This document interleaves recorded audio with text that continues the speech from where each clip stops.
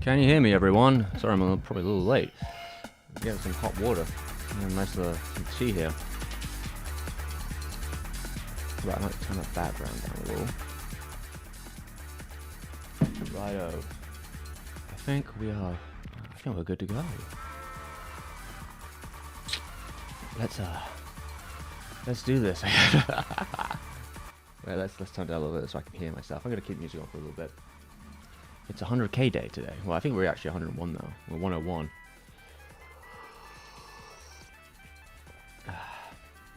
Yeah. Let's see. Let's see. How do I do things? That is a good question.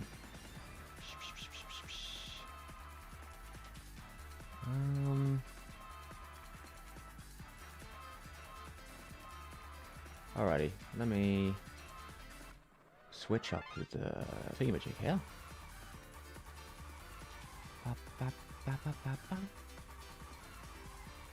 There we go. Hello, everyone, and welcome to what day is it today? I don't know. Sometime in the week. I think it's a weekday, isn't it? All right. Let's get on with it. So yeah, we are here for 100k celebration. I think I changed the Q&A because I've got a couple questions that some people asked when I told them about that, and usually these things turn to similar to Q&As anyway when we sit down and chat. This one though, I think usually I archive them for the Patreon. This one I'll probably leave up because 100k whatever, that will leave up on the, and they've changed the way YouTube works now. Like your live streams tend to be in a different part when you look through videos, so like they're split, so like they don't clutter everything up. But I think 100k live stream is perfectly alright. We're gonna just sort of wing it for a bit. First things first, let me see what's going on in the chat, and I may need to put in a couple links. So yeah, I mean, it's been a slightly busy December for the channel because I went away to finish a very long video for a very long time. And now it's done, and hopefully we're going to get back to regular-ish uploads. That is the plan. I'm hoping to be able to do some more smaller videos from time to time to sort of balance it out a bit more, just so I don't disappear forever. But I do have some bigger videos planned as well, so I'll probably pin this, because of course I always do, the Patreon support. Oh damn, are we losing pin? Am I losing some connection? Might be. 1 second, everyone. Is that on YouTube side or is that mine? My side looks good. What's YouTube doing to me? Maybe it doesn't like this. Let me turn down the. Yeah, this shouldn't be. I'll turn the quality down the stream here because it's one JPEG. It doesn't need to be very high. Let me double check my stream health. I'm not receiving enough to maintain smooth. Alright, let me double check that.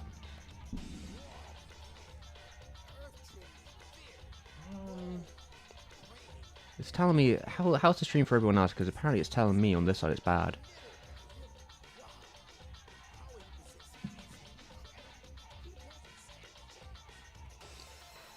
Not really sure what I can do about it either. Oh no, it's back to good. Alright. Now let's get to it then. I don't know, maybe it was just having a weird moment. Okay, yeah, I've got a lot of congratulations in the chat. It's that time already, it is true. Yeah, we're getting to Happy New Year. It's always Sonic CD time, so I'm always putting that on. That guy. Not my not my birthday, but maybe it's someone's birthday in the chat. I can't see who said that.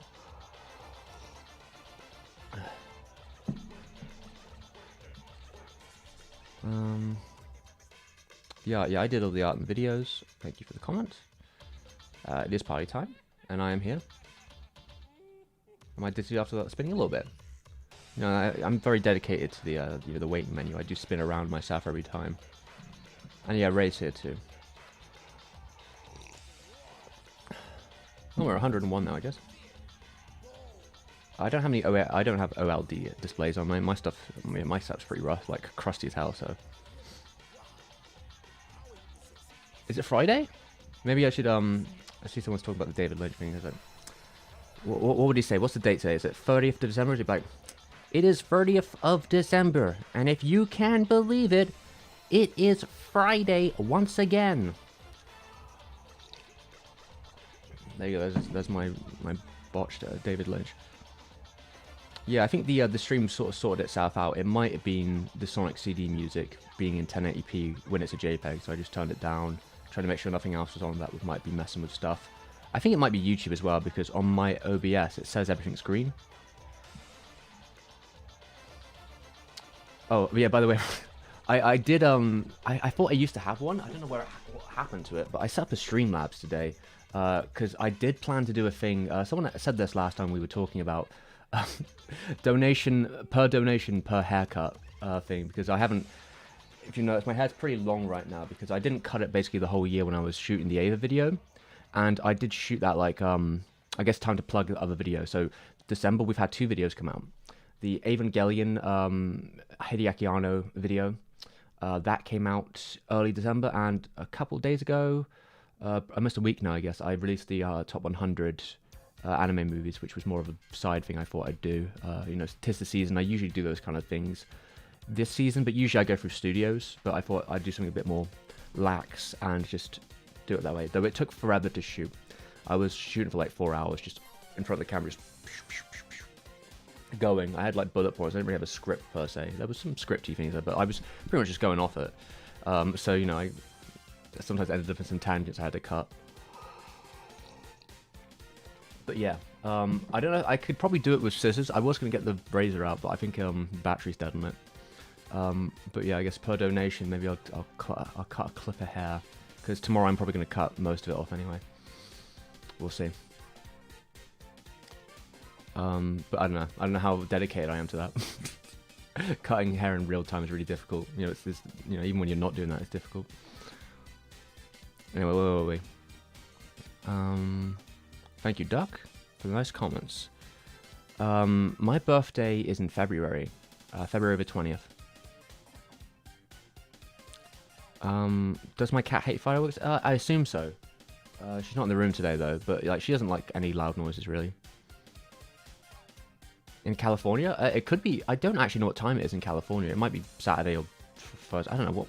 It's behind in California, so it'll be. It probably is Friday, right? It's probably Friday morning.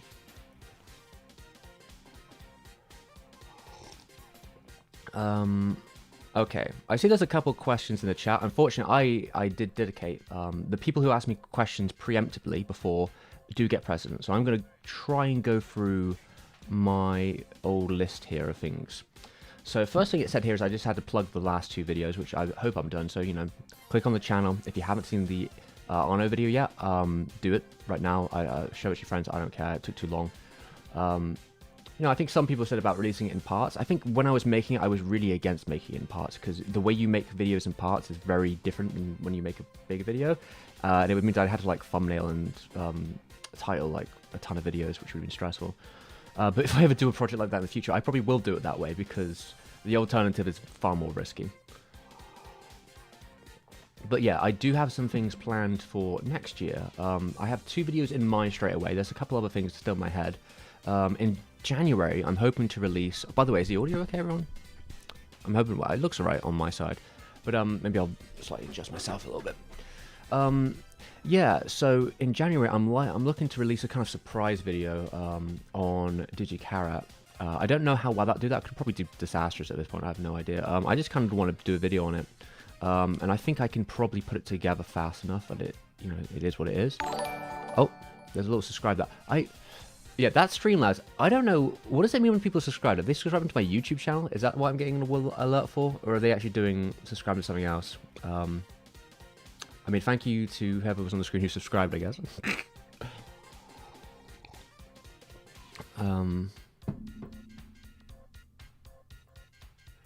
How much time did it take me to make the Hideaki Anno video? I was going from January the 7th. January the 7th to, like, I finished it in late November. So almost 11 months, basically. That's how long I was working on it. Hey, we got people finishing the video in chat. That's good, that's good. The video's done pretty alright.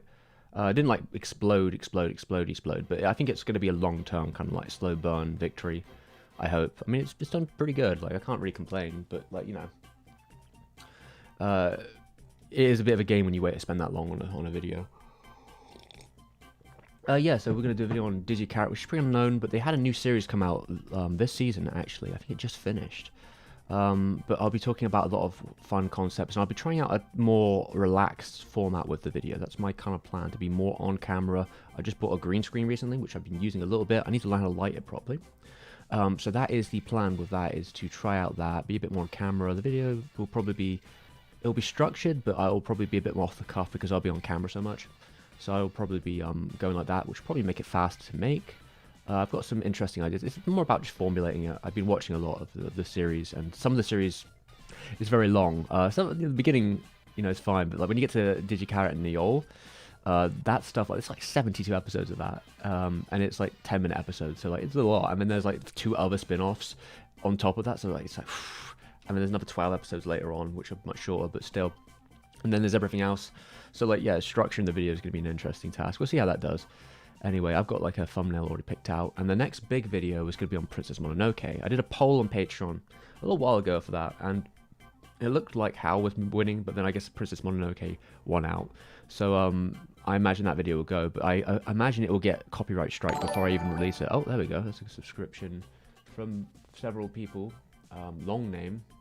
I don't know if they just subscribed to my YouTube channel, they subscribed to the thingy. I honestly don't know how the fuck Streamlabs works. I'm too boomer.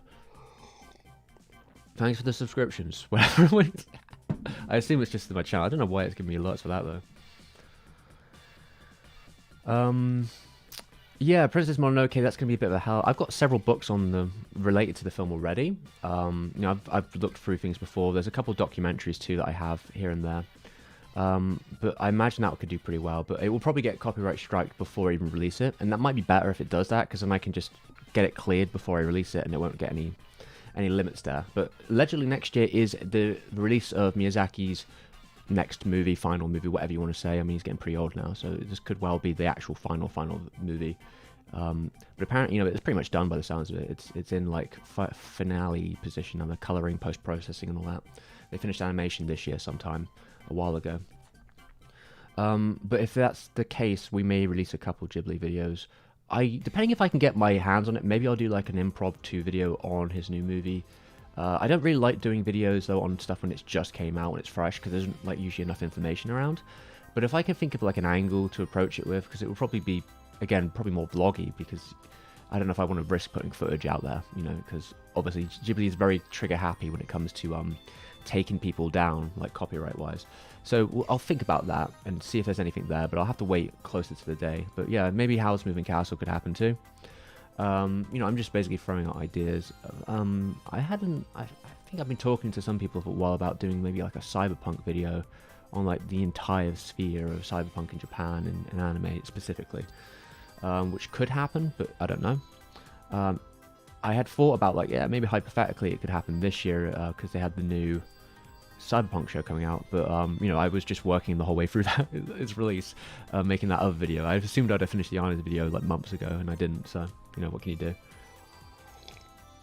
But yeah, there might be a couple Miyazaki ones, and we'll see what else happens after that. So yeah, that is the future plans, and then I will get to the questions in a second. I'll just double check with chat. Projects that aren't videos, who knows? That's a difficult one.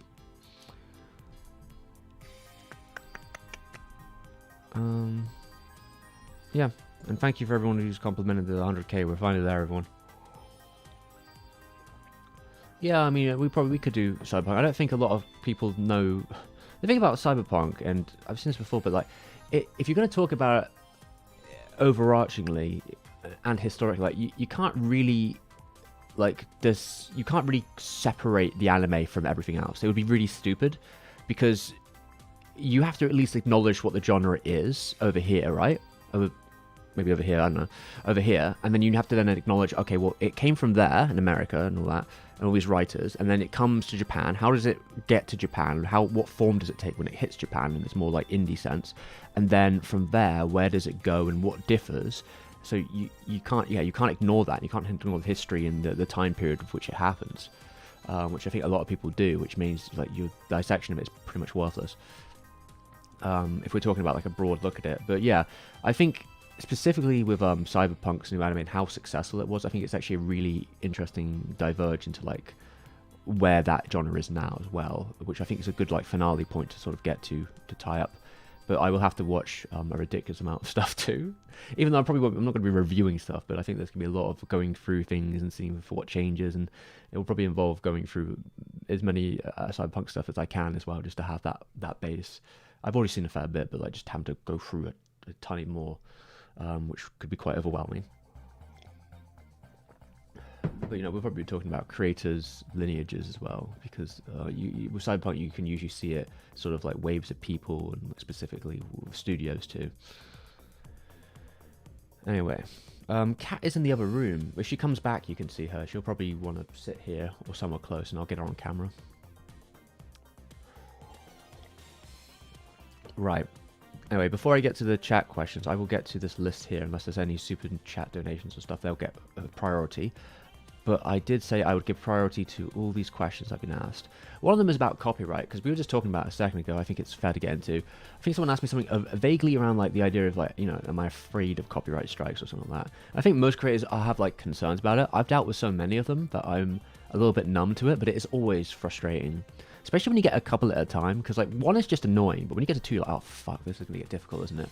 Usually it's pretty alright to get them through. It's just that they take a lot of time.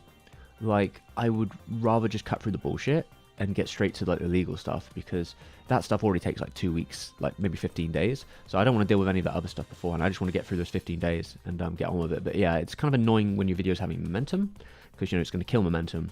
It's annoying when you're trying to release a video and it gets claimed beforehand. It's happened to me before.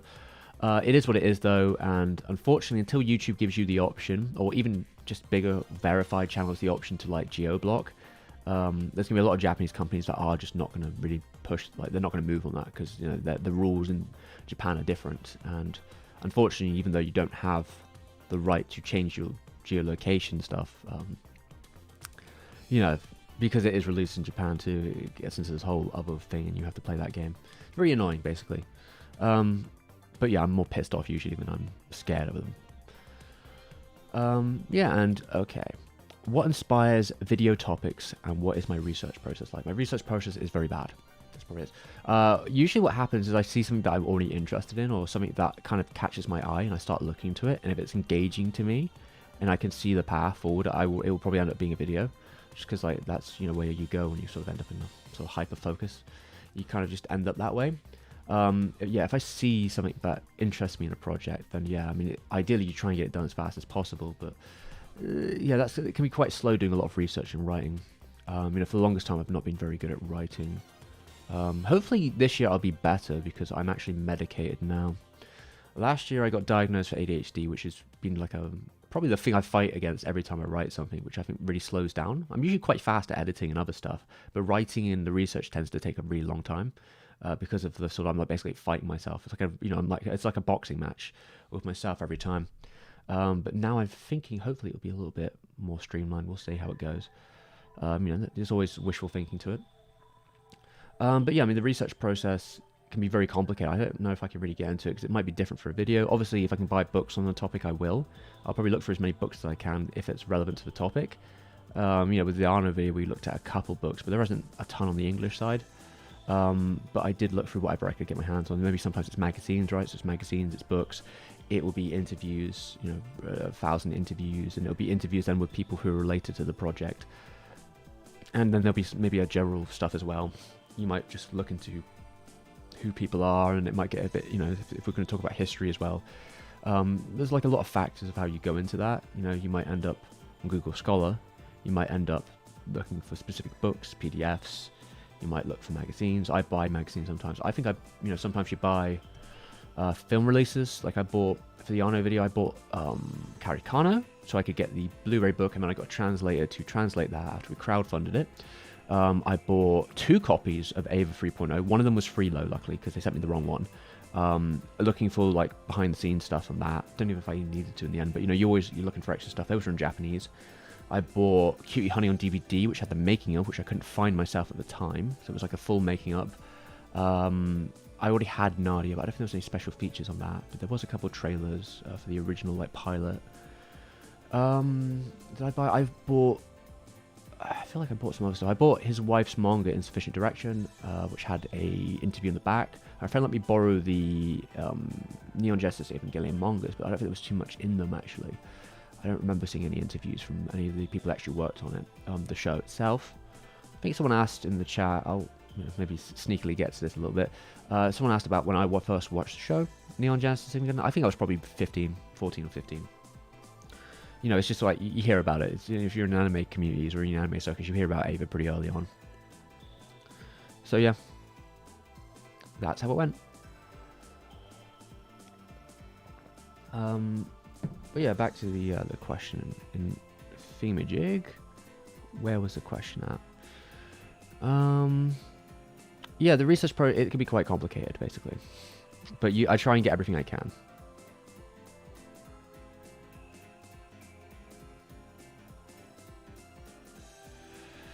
Yeah, ADHD is a nightmare in its own way. I mean, sometimes it can go a lot of different ways. I think it can be helpful sometimes. Like if I'm working on another project, it can be really helpful to research something that I shouldn't be, because, you know, I'll get like really into that because I'm not supposed to be doing it. So maybe I'll end up doing, you know, a bunch of groundwork for another project that will happen in 6 to 10 years.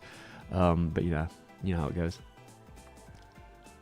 And I physically can't block a video in Japan on its own, and I'm not allowed to unless you have geo-blocking. How's it going, Billy? I am the Greasy Strangler, by the way. I do the dance and everything. Akira would be considered cyberpunk. Usually is.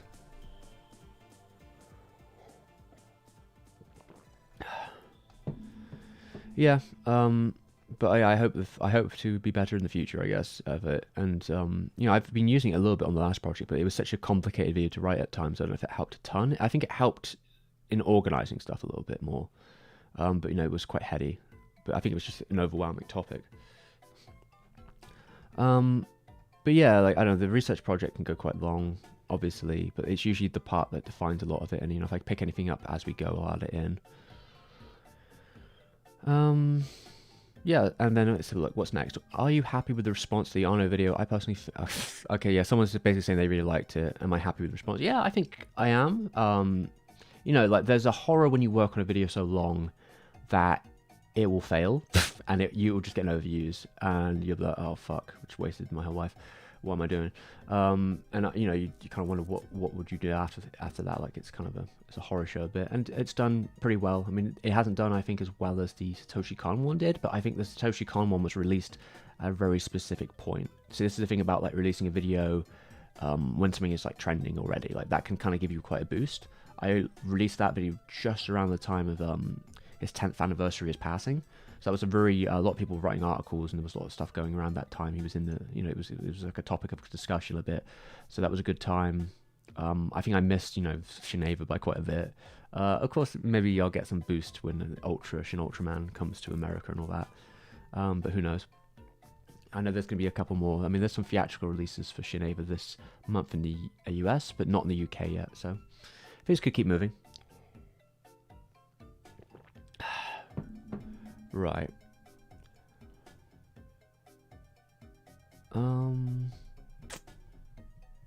But yeah, I mean, it's good to work on a project like that. But I said realistically, I probably wouldn't be able to do a video like that at the same, like, all at once again, anytime soon.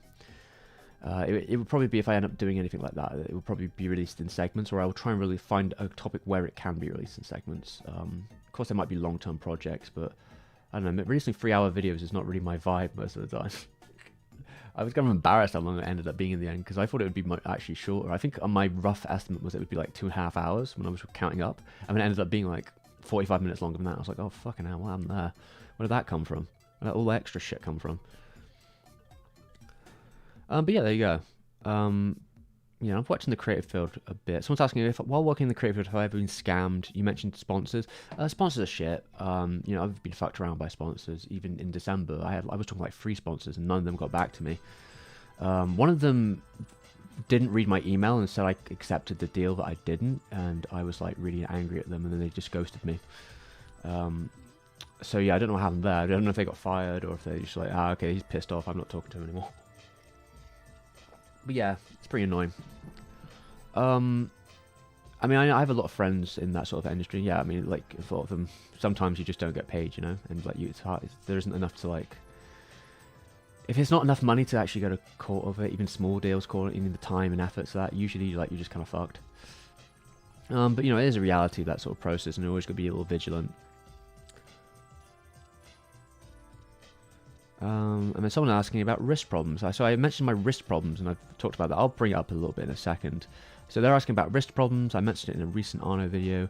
Would you be okay sharing more about that? So getting to, I usually bring it up here and there, but like, I think when I was making that Satoshi Kon video, I was really dead set on the deadline being that day, because it was, like I said, it was a time where it would be when it would be trending the most.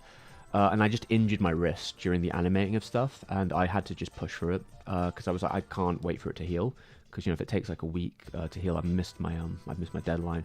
So I pushed.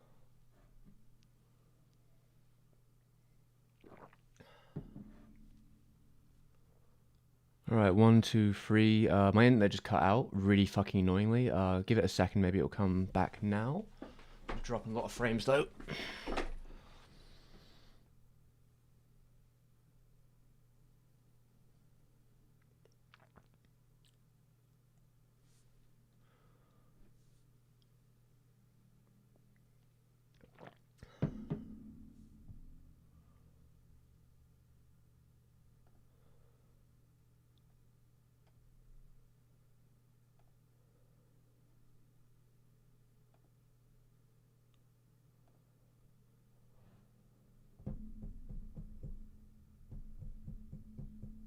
Let's see.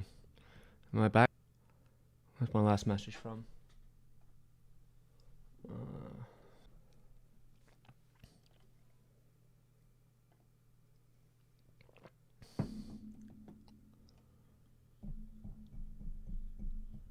All right.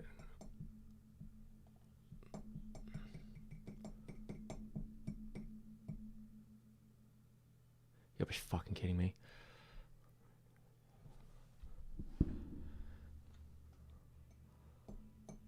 Alright, hopefully we're back now, are we? Please fucking tell me we're back. I've got no fucking... I can't see the chat.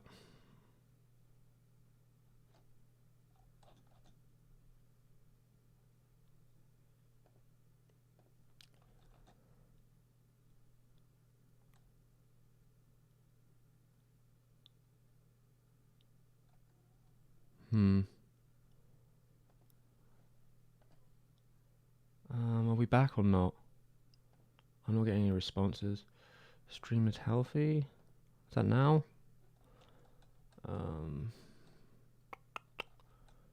Chat's not working though. Maybe I pop it out.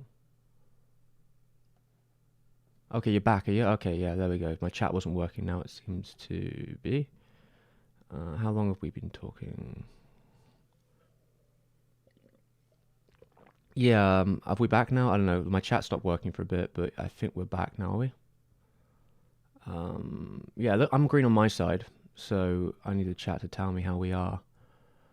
Sorry about that. Yeah, basically, my internet just fucking shit the bed. It might be my Wi-Fi card, so I moved it just in case. It could have been it just got overwhelmed, which is unfortunate. It just sort of died. And I couldn't get it back, so I had to stop the stream, and then OBS was fucking about, so I had to turn off OBS, turn it back on. I think we're back now. Yeah, it's a bit annoying that happened. I'll have to clip it out, because we're probably keeping this one up. Does anyone remember what I was talking about before everything fucked up? I will put the music back on and hope it doesn't kill everything again. Hoping it doesn't. Actually, wait a minute, why am I even doing it this way? I actually think I've got the soundtrack. Wait a minute. I think I've actually got the soundtrack on this computer, so I don't even think I need... the internet. Haha, look at that. Downloading thing wins again. If I can find it, that is. I used to have it. Sonic CD. I'll see if I can find any of it.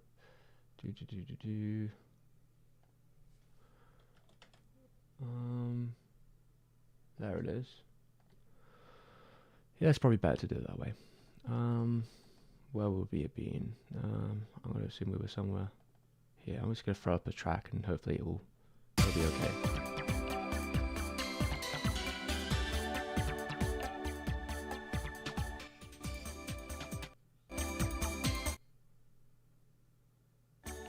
There we go. Alright, I've got the volume I'd like. I might turn down my headphones a little bit.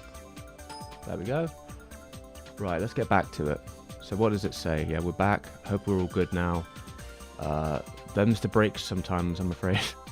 Sometimes things fuck up with this thing. My internet is okay, good enough to do some things, but sometimes when it gets overwhelmed, it just shits. It just fucking dies. It's very unfortunate. Too bad it happened in such a stream, but you know, we're back now, so let's get to it. I'll just clip this bit out beforehand. Right, anyway, if we're good now, let's have a look where we're at. I mean, I think we should be back properly now, because I'm getting green on my side. YouTube seems to be telling me it's been good since 42, so I think we're alright now, I hope. And if I don't pressure it too hard, it should just hopefully let me lift that one down. That's my hope, at least. Okay. What were we at?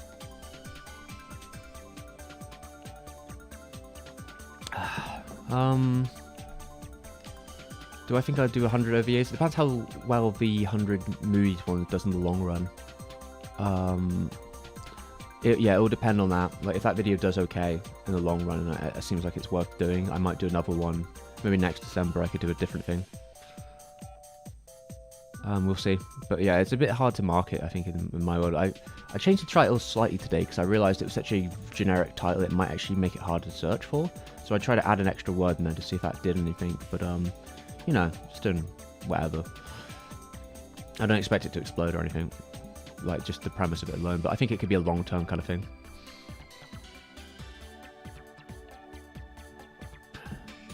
Last thing I said before cutting out was how I pushed South despite the...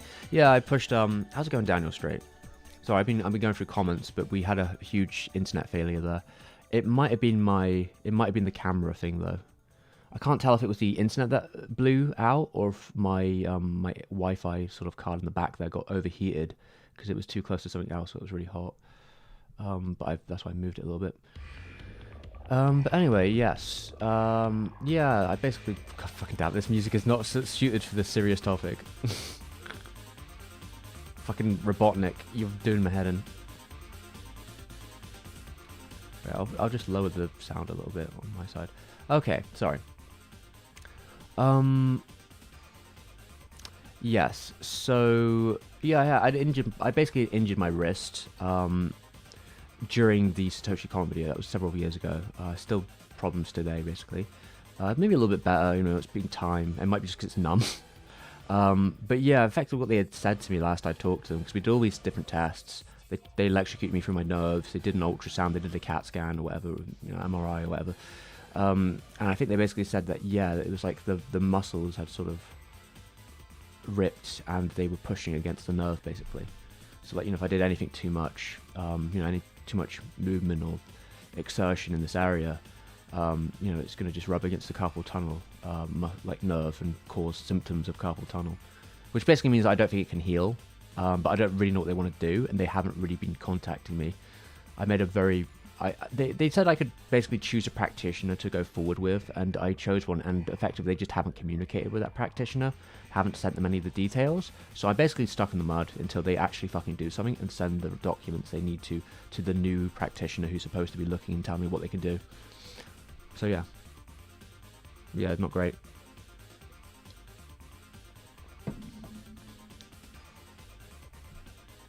Anyway, back to the stream, I guess.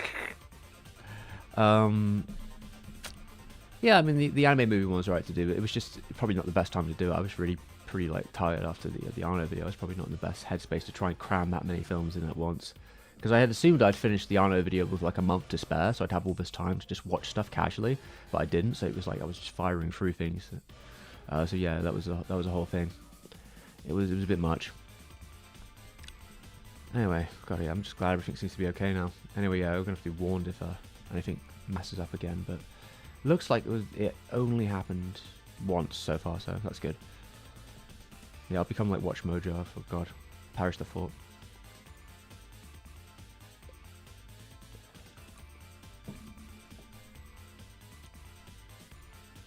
Yes, the best. I can't remember what movie we're talking about. Yes, the last movie is the best. The one I said that's your pick.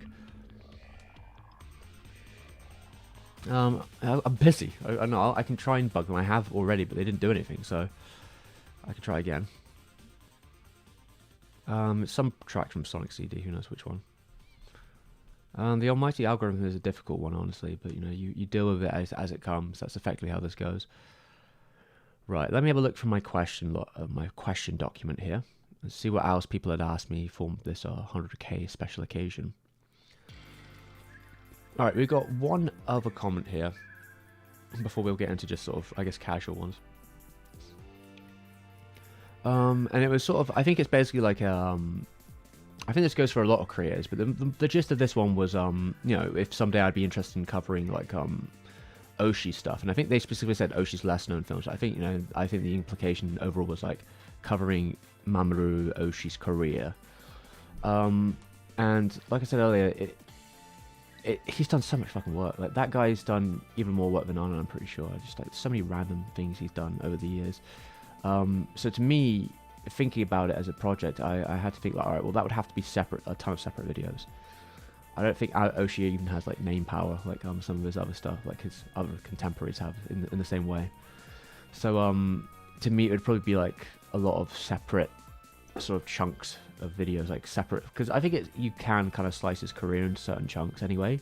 So I don't think it's as bad, because you could be, you could Ursa Yatsura been there, and then you've got Ghost in the Shell and Ghost in the Shell 2, but then you've got Pat Labor and the whole situation with Wolf Brigade and all its other sort of concepts, and then you have his live action stuff. Maybe I could just make a whole video about his live action films. So like I can see the path of how you can separate it into this, and this, all these different videos, topics to sort of do here and there, which I think could make it more manageable. But I mean, who knows? Maybe it's one for like the Patreon goals or something. I don't know. Just because like that would probably it probably would be legitimately like a year or 2 years of my life to do a project like that with Oshi, because just how much stuff he's done. I'm guaranteed you it would take longer than the Arno video, most likely.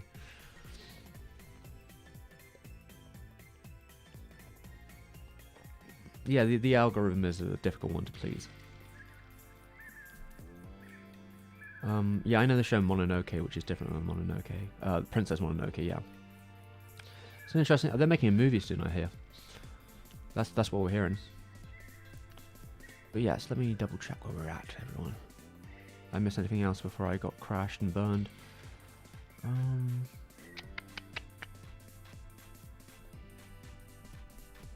Someone was asking about discotheque. I know discotheque, but they're not any use for people outside of America usually, unless you live close to America, because usually their stuff is region locked. Some of their newer stuff is less so, and also like ordering something from internationally the States would double the price of the actual item. It's basically useless.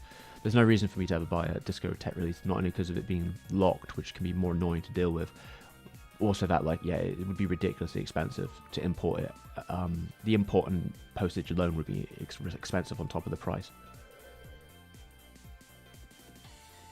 Yes, New Year's Steve, I like that. That's a good bit. But yeah, how's everyone tonight? Let's go into it.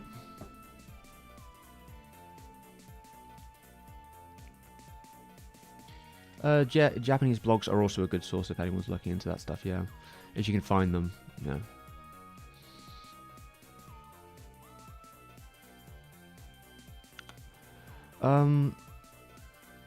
I have a Discord through the Patreon. I don't know if I mention it that much, but yeah.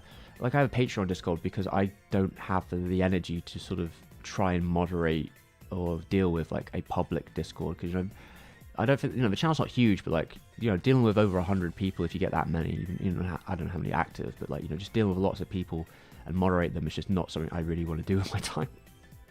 So, like, I have a small kind of, like, Patreon exclusive sort of Discord, which is definitely a lot more casual.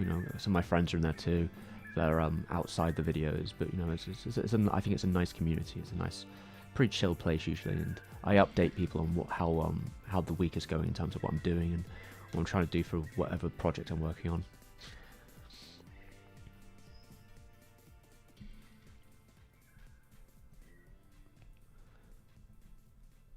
I used to have an Instagram once upon a time when I was more of an illustrator, but something happened to my Instagram where like I got a bunch of somehow Instagram just gave me a bunch of spam followers, basically followers I didn't choose, and it ruined the experience of using Instagram. So I've never went back to it because they couldn't fix my issue where I have like 1,000 or 2,000 fucking bot accounts or something stupid that I want rid of and I can't get rid of.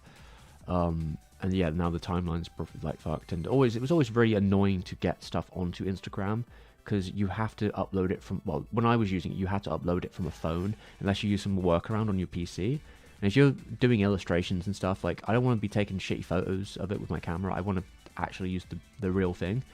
And of course, their aspect ratios too are a bit annoying. So like, at the end of the day, I was just like, nah, fuck it. Instagram's too annoying. I'm gonna stop using it.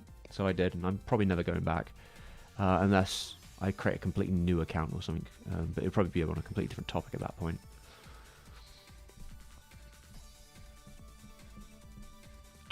Is there any animes I want to rewatch but I haven't had the time to do? Probably. I mean, any anime. That could be any anime, I guess. I don't know if there's anything I'm really thinking about rewatching at the moment, but the stuff that I mean to watch, like I tend to end up buying releases and then like not ending up seeing them for years because I just, I want to watch them with someone, or it just doesn't happen. That happens. If I'm going to rewatch something, usually I prefer to do it with people, like, introduce them to something, because I think that's more fun than just sitting down and rewatching something. I mean, recently I did rewatch. It was partly for a video, but like I was rewatching parts of Cromartie High because the director of Cromartie High also did Digicarrot. So I did rewatch some of that show, looking for like some of the cameos in it, and I was trying to find the exact episode where the cameos were, and I couldn't find them, so I just watched a bunch of it, and that was fun.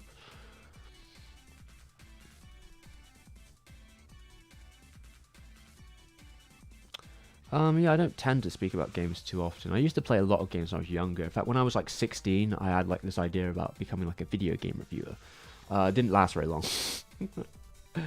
It was a fleeting thing, but I did spend some time learning how to edit through that period, so like that was kind of interesting. It was like my first development into learning editing software. But I don't play too much because of my wrist usually. So my wrist, like any excess motions on my wrist tends to tire it out or make it hurt. So like I avoid things that will intentionally frustrate it. So I don't play a lot of games these days. And also I'm kind of busy, so I don't usually. A friend of mine did buy me Bastion for Christmas, so I had played a little bit of that. Though then things got busy again, family and stuff. So I haven't played a ton of it. Played about an hour or so of it. In terms of favorite games, it's probably going to be like Metal Gear Solid 3, maybe like Rez. Anything else I can think of off the top of my head? A lot of interesting games out there for sure. Like Devil May Cry, those games. Silent Hill. I don't know. Nothing else is coming to mind. But Sonic. I guess I'm more of a franchise fan in a lot of ways. But I am partial to the Sonic games, and especially Sonic music. I did play Adventure again last year because I bought it on Steam when it was on sale, I think. And I played some of it with my nephew because he'd never obviously played it. But yeah, there you go.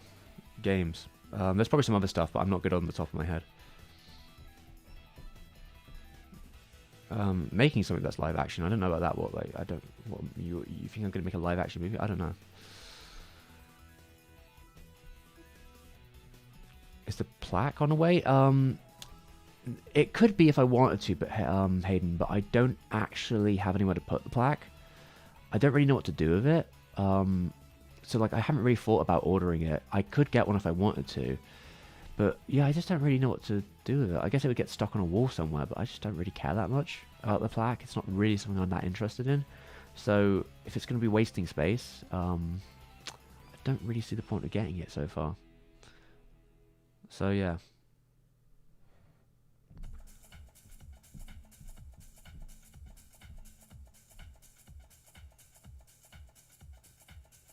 I have not seen any Revelant Starlight, so no.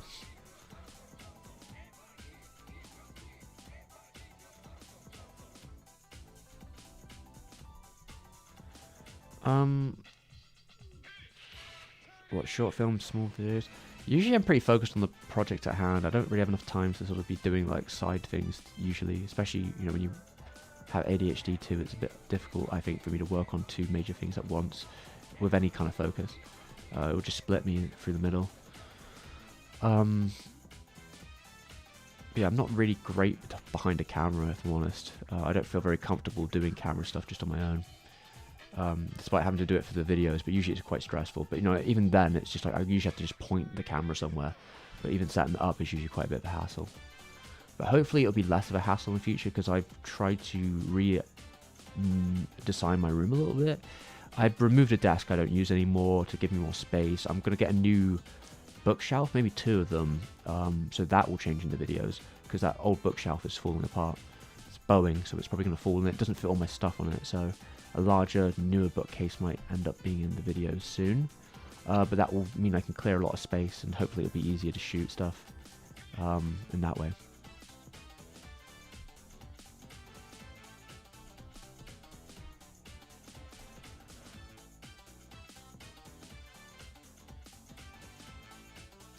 I mean, there's been a lot of games that are like Game of Death by Bruce Lee, you know, any martial arts game really. What do I think about the anime industry in UK? I don't even understand that question. High appreciation of anime movies more than the US? No. Like fast screen? No, I don't think so. I don't know. Anime in the UK has kind of always been a bit of a dud situation for a long time. I mean, they kind of just stopped being on television at some point. Now, you know, their streaming services for national broadcasters seem to suddenly care about anime a little bit again for some reason, but not in like any reasonable format of what anime fans tend to expect. You know, it's like dub only, no Japanese, no subtitles. You know, and some random releases, nothing major. I don't really put much stock in the British one, because not only did you lose, like, you know, for a time we had Manga Video, which had some accomplishments under its belt, even though it was also kind of in itself had its own problems. That got ate by Funimation, which then got ate by Crunchyroll. So now there isn't really that there. For a while we had the independent, all the anime or Anime Unlimited. I can't remember what the full thing is. They do release films here. They were independent for a long time, which I respected. They recently got bought by some German company, I think, which makes me not particularly optimistic about their future. They already had some really dodgy practices, that they release series that shouldn't be in 2 parts as 2 parts, like it's the fucking 90s, which is ridiculous. Like, they released Future Boy Conan, a 26 episode show in 2 parts. What the fuck are they thinking? Why would you do that? And they were both like 4K only, and I think they're going to do a full release in one, but that's going to not have any of the specials. Like, they had like a whole special booklet commissioned. I don't know, I'm pretty annoyed with how they deal with that, and they do that with other series too, just splitting them into ridiculously. You know, when a show's really long, I can understand splitting it, but like when we're talking about 25 episodes, you're being ridiculous. Even 50, I think, like, no, just give it to me as one thing. I don't want to split, because it just makes everything more annoying, more cases for no reason. Stupid. This isn't a room I can hang things in, if I'm honest, so it's not going to go in here.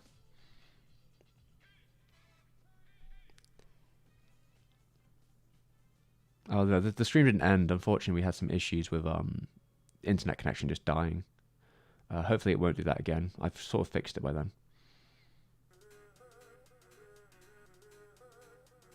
Oh, damn, your mother got made redundant at manga when they bought out? Yeah, that's typical Funimation, right? God, I fucking hate them so much. Well, I mean, it's even more nightmarish, because I think that happened again. Because, you know, Funimation, you know, you say what you will about them, and obviously they got problems. At least they were paying their subtitlers correctly.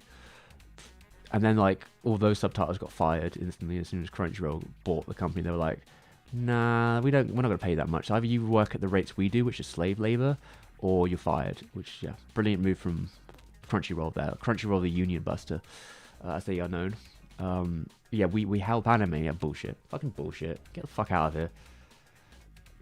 Hey. But yeah, you know, I digress. Yeah, I don't have much. Yeah, I don't know. I think that right now England only has one person, like one publisher, I think, that deals with anime itself, but it's actually like a British company.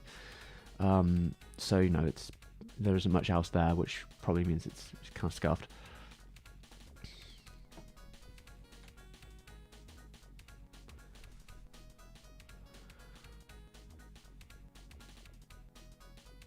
Celebration rants? What kind of celebration rants?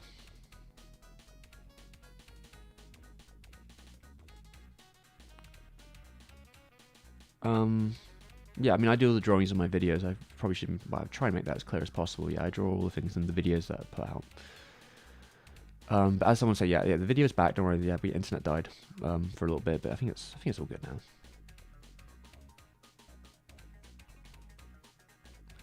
Well, I mean, it's not. I don't think it's really that absurd that Crunchyroll hates you, because I mean, they're just a piece of shit. You know, what can I say? But I mean, I think being on Crunchyroll is like way too easy.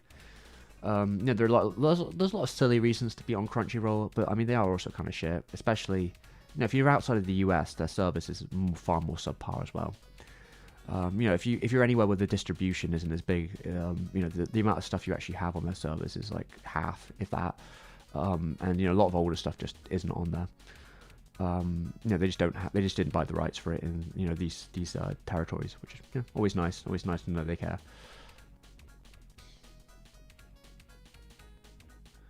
Yeah, I hate the idea of them splitting things in two, because that's such a like very old practice. You know, back in the day when I was younger and people were buying like anime DVDs, you'd get them in like maybe 4 or 5 episode chunks or something stupid like that, maybe 7 at most. I remember actually, God, when I was like 14 or 15, buying. I think the first series I really tried to buy on DVD was like Death Note, and I probably got like 20 episodes of it before I gave up. I was like, nah, fuck this shit, this is stupid. If I can buy like 4 fucking volumes of it, being like, why am I buying so many just to watch this fucking show? Just watch it online.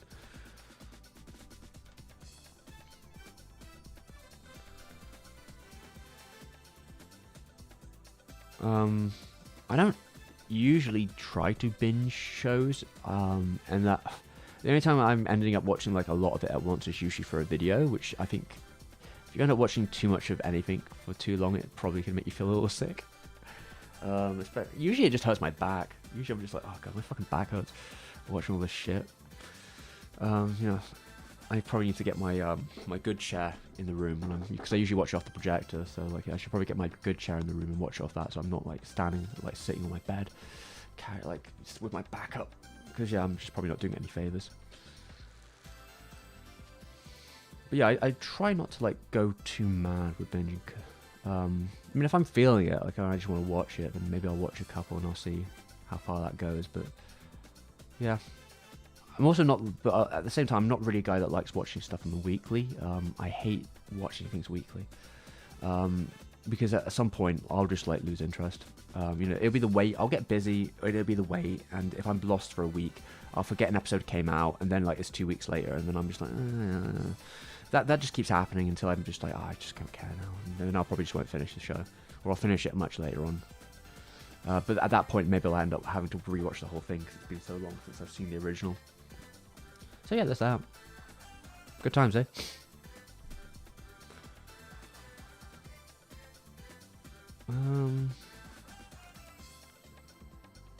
Yeah, I don't know if I've got anything else major to add to the conversation. We've done our questions, right? Yep. We've done future. I don't know. Oh. What was that one? Subscribed. Is that just subscribed to my channel? Well, congratulations. We have another subscriber. Another one to add to the bundle. Yeah, I mean, I see someone saying about Shaft. I mean, I don't watch a lot of Shaft stuff. I mean, I think I'm fine. I'm not really, like, invested in the Shaft narrative, though, so I can't really give you much of an in-depth thing about it. Yeah, I thought the dinosaur looked nice. I just picked, it was like the first default thing I saw, so that's what we went with. But, you know, it's how it be sometimes. I thought the dinosaur was cute.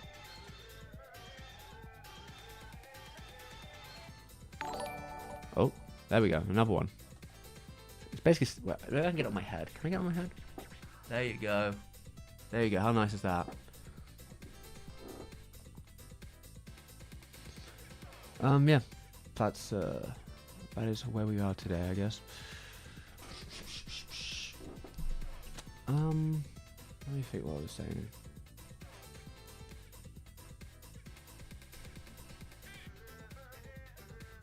Ah.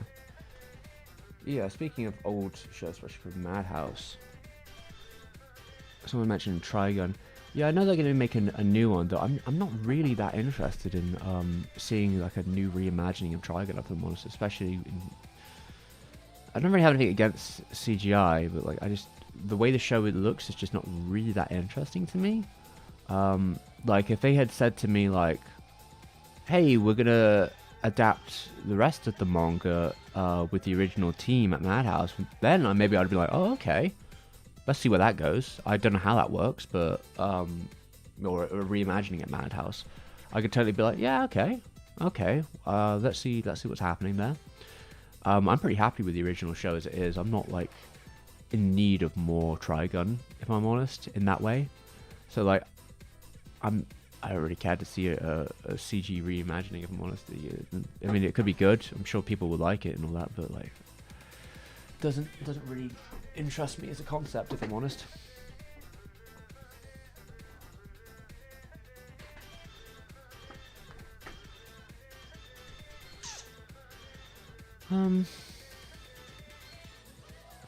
Do I have trouble watching anime, like, intention-wise? It can be a trouble, I think. You know, especially coming from someone who has ADHD. It it really depends, though, on a lot of factors. I mean, I usually watch stuff in Japanese, and that can certainly make it harder for my attention, because, I mean, I'm also like transliterating and reading and doing all this at once, and so it's like extra brain power. You know, if there was a serviceable dub, maybe I'd watch that. And it really depends on what you're doing. Like, if you're making notes, it is easy to watch things in English. If there is something out there what you like, you're perfectly okay watching that way. But those things can make it harder. I feel like the times it's the hardest to focus is when I'm just not engaged. Because I'm invested, I'm probably going to be fine if I'm just like in it. But like, if you're not really that invested, but you need to watch it for the video because it's part of what you have to talk about, I think that's when it can become like really like, oh, okay, let's take a little moment here, write my notes, and not get too distracted, and try and just, you know, take it in steps, take it easy. But yeah, like, you know, yeah, I think it can vary. I think, you know, I try to do the best you can in those situations. You know, having some water or something, having somewhere comfortable to sit, and I try and avoid distractions. You know, no phones or anything else around me that can easily distract me in that moment. I also have something usually to put my hands to move around, like a fidget cube or something. You know, that's usually can help me focus down a bit more. Just to, you know, focus my attention on something to like that can help.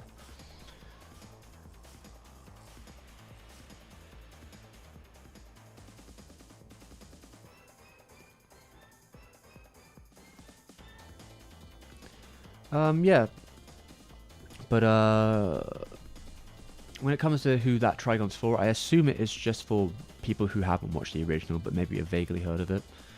I don't know if you're going to convince a ton of old fans to watch it. You might do. They might watch it out of curiosity. I mean, that seems to happen, right? It's a brand name, so... and, yeah, I think they're going what seems to be a pretty strictly complete reimagining. And usually when I think about the idea of, like, rebooting a series, to me, the idea of doing something that's, like, completely different is more interesting. It's just what they've chosen to do, just... I don't really care. So, yeah, that's the danger, though, isn't it? When you change something a little bit, maybe you go, you know, you try something completely different. I mean, different enough, right? You're just going stylistically, tonally, whatever. You're going over here. You know, not everyone's going to follow you then, but you know, you know, I think it's better if they kind of like go their own path anyway.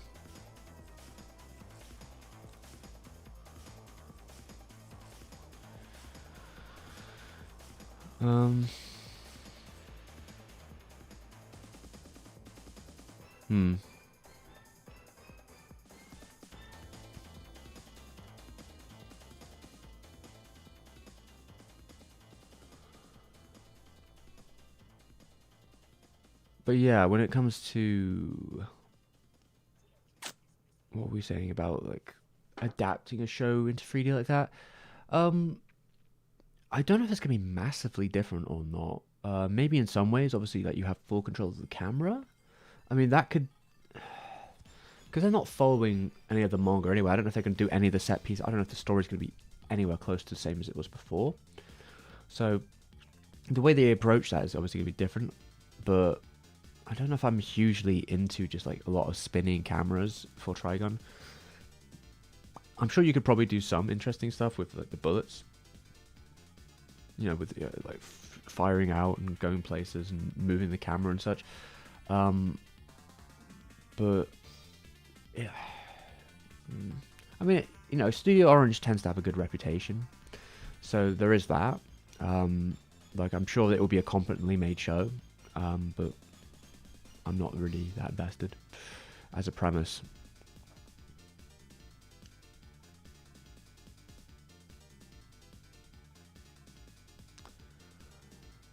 Classic anime that I think would benefit from a reimagined reboot.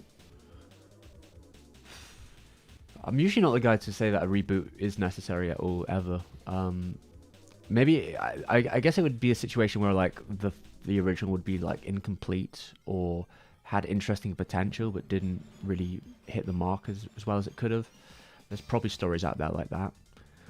I'm trying to think if there's anything off the top of my head that I thought I had one a second ago that might have been interesting, but it's gone. No, I can't think of it. Oh wait, no, it was actually I got it. I think I said it in the top 100 anime movies. It was bringing back Pero, like the idea of doing like a modern day Toei animated. I'd probably rather it be 2D. I like seeing the 2D department and stuff, but like a modern day animated sort of Pero, you know, Puss in Boots Toei movie now, with how Toei is now, like as a company, what they can do with their animators and their techniques. I thought that'd be like, oh, okay, because yeah, you could.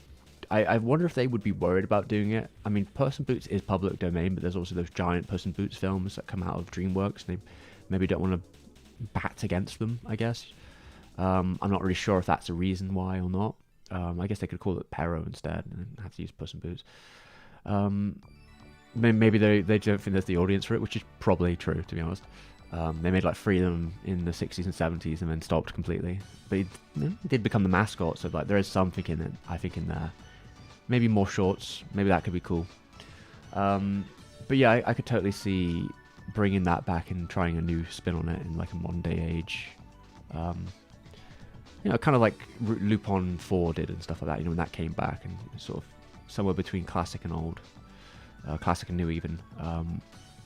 That could be interesting.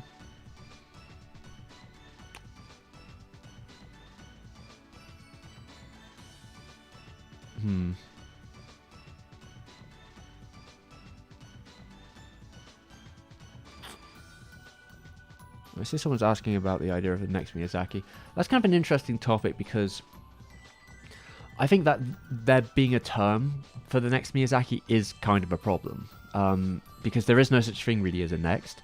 I think the film industry used to do this back in like the 90s. It would be like, who's the next Spielberg? It's like, there wasn't one. There wasn't one. It didn't happen. Like because people don't like become other people, you know? I think when they say that, they're kind of trying to say, who's the person who's going to be like, I guess, the figurehead, you know, the person that sells the most movie tickets, the face of, oh no, Ray, the face of the anime industry or whatever stupid thing it's going to be. And I don't know. I don't know if it really matters. Because are we talking in popularity? Are we talking in influence? Because those are two very different things. I mean, I'm sure Shinkai is like really fucking tired by now of the amount of people being like, how do you feel about Miyazaki? How do you feel about Miyazaki? And he's just like, fuck off. Like, because, you know, as someone who's, you know, his last couple of films have done quite well, surprisingly well, but his films, you know, aesthetically, narratively, have nothing to do with Miyazaki at all. He's not even from that lineage. Like, Hosoda is more from Miyazaki's lineage. They both started at Toei. They both went into doing sort of franchise films and doing their own spins on them. And then they both went on and made their own studios. Like, those two have a much closer comparison in approach than Shinkai does. But yeah, I don't really think it matters, to be honest. I'd rather just see a lot of new. And then it comes into the question about like auteurs in the anime industry. And that might be something I really get into when I do that Mononoke video, because there are a lot of people who are directors in the industry who've talked about how that sort of idea was brought into the industry by Suzuki, who was the producer of Studio Ghibli, as basically marketing. Because the way you make an anime movie doesn't tend to involve auteur thinking in that way. Like it's such a large collaborative production where, you know, each artist have a lot of control over each shot, that it doesn't really work that way. You know, the greatest anime director in the world is not going to be able to deal with a shitty schedule. You know, a very shit schedule with limited staff. Like they're not going to be able to make, you know, they're not going to turn shit into gold. It's just not going to happen. You know, you deal with the hand you're given. So in some ways, I feel the idea of talking about them that way is actually not helpful for the future of how we think about animation. I would like to go. I mean, the problem again, it is just marketing. I think if you understand it as marketing, then fine. Because obviously I would use that in my videos, because I can't just say the. You know, you could, I think using a studio's name is not usually as enticing as a director because of how people think about these topics. But, you know, the future of animation I would like to be thought of more from the perspective of, like, the group effort, and how things get made and how animators work together and how those departments interlink. I think that is more interesting to talk about and think about than the idea of this mastermind who it's all his fault, it's all him, he's the reason it is what it is. And I'm not really hugely interested in that sort of thinking.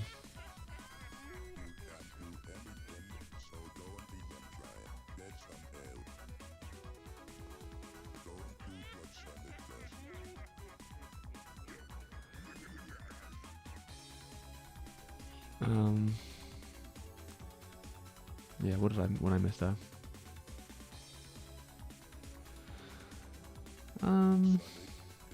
Where was I? The shows I want, for a love of God, to get a second season. Bochi the Rock. Bochi. The problem with Bochi getting a second season is that there's only like 9 issues left to adapt. And Bochi's a monthly comic, so before they even start production, they're probably going to need like an extra 9 months to like have all the chapters ready. So if there is another season of Bochi, it probably wouldn't come out for another year or two. If they're going that quickly, that is. I don't even know if that's like an optimistic estimation.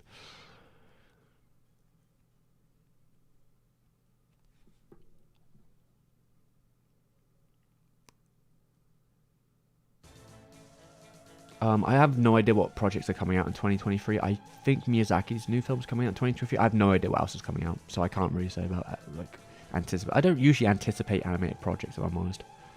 Not usually. I'm not really a big hype guy.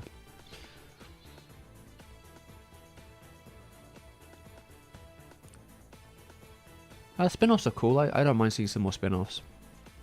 I'm happy with that.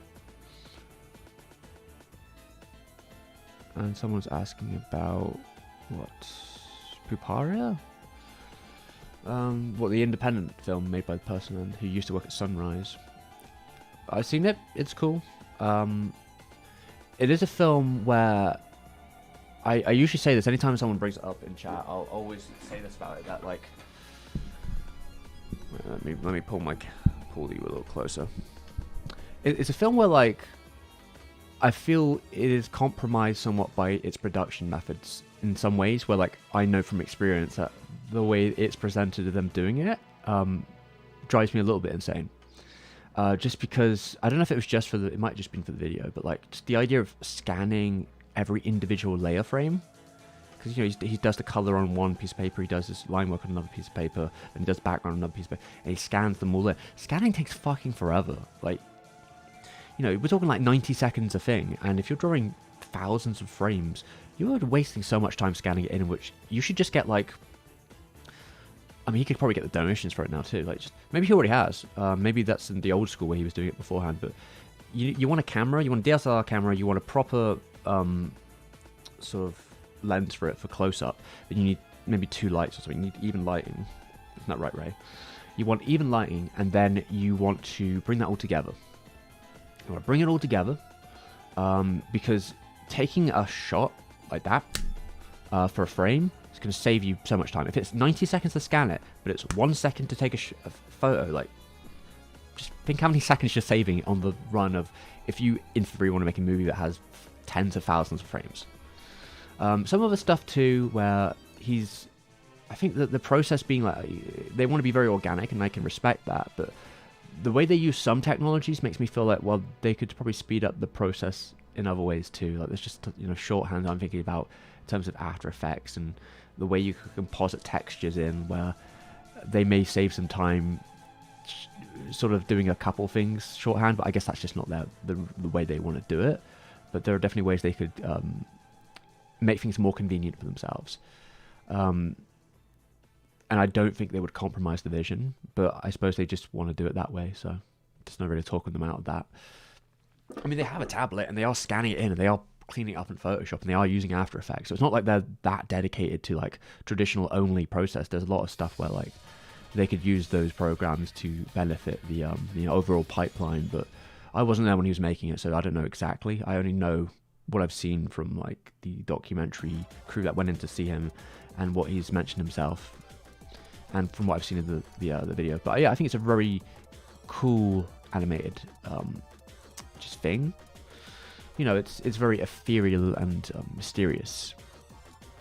But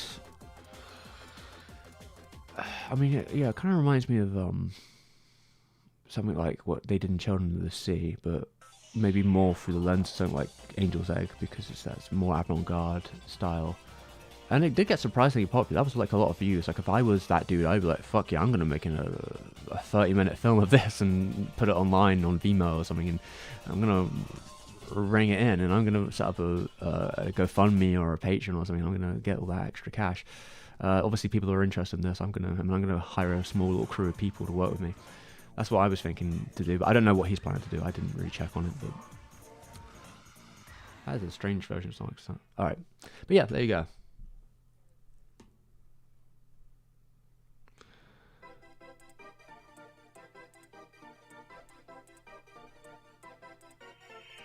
Andre, yeah, have fun with the top 100 video.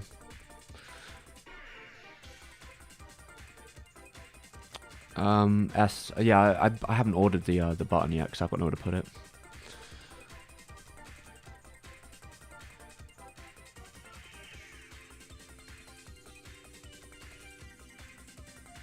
Who's going to be the face of anime movies if most of the olds are gone? It's probably going to be a fresh face. I mean, this is what happens in every industry. The people who once were the faces of the industry, quote, will move away, and someone else will replace them. That's just how it goes.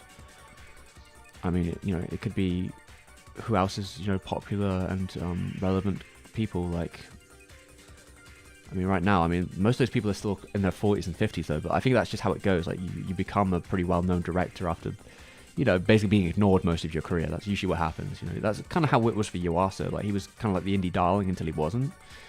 That man was working from the 90s onwards. At Shin-ei, is it Shin-ei? He worked at a lot of like Shin-chan and stuff like that. Until he made like Mind Game, and Mind Game didn't make any money. But then he went to Madhouse and made all that stuff. But yeah, it wasn't until like I think Devilman Crybaby really got that sort of really big audience in front of one of his projects. And that's like a very long time into his career. And, I think Yuasa himself is in his 40s, isn't he? But yeah, there will just be more and more people like that. I mean, there's plenty of good and interesting directors in the industry and people they work with. Usually it's about the crew, I think, more so. As long as studios like Bones exists or KyoAni exists, and maybe if Madhouse ever gets its shit together at times, sometimes it does. If those studios exist, then there will be more people to be the face of the industry. Hey, I'd like to see more of the One Punch Man's director's projects. I think he's obviously set himself up as a very interesting person at wrangling staff. He worked on Space Dandy. He met all these really talented people. He brought them into One Punch Man. A lot of the Bones people too. He went there. and then he went off and did that Boogie Pop. I didn't see his version of Boogie Pop, but then he went on to make Sunny Boy. I'm totally just interested about his magical powers to just get together like such an absurd amount of very interesting staff members together to make a project. So whatever they do in the future, I'm totally invested in. But yeah, time will tell. I mean, Shinkai obviously is currently another person who's the face, and you also get asked questions and stuff. And Arno as well. Obviously, Arno is. But you know, a lot of these men are in their 40s to their 60s. So, but that's, I think, it's just how it's going to be. And then you probably could talk about XKyoAni. XKyoAni's Yamada, is it? What's her name? Is it Yamada? Yamada, isn't it?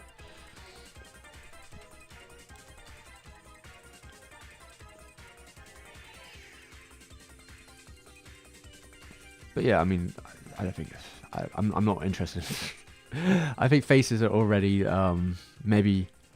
There's an idea I've been positing that might end up being in some video, which is the idea of like, is it possible for anime to like, you know, if anime dies, which is possible, you know, the way the industry is right now is kind of fucked in a lot of ways. If anime dies and is reborn, is it possible that anime can become pieces of animation without states, without countries, and without borders? A real outer heaven of anime. Is this possible? The idea. Because I think back to, like, you know, when I hear those interviews for God, what's that game called? The Hat Girl one, Hat in Time. How like they had like their staff were just like completely all over the world, all over the place, and they were all just completely like autonomous. I don't know if there was much like format. They sort of were thrown stuff and it happened, and that I don't know how true to life that's what I've heard, but like just that idea of having like something so strange, like just, you know, chunks of projects, people all over the world just coming together in an autonomous way and given different bits and pieces, and suddenly bringing that all back together again, you know, through the power of the internet and just working together to make something like that idea, and it's more of some of its parts, like I don't know. And it doesn't have to be in the structure or formats that we're used to. You know, you can break past those formats to make something that's far more unique and creatively ambitious. That's the future I want to see.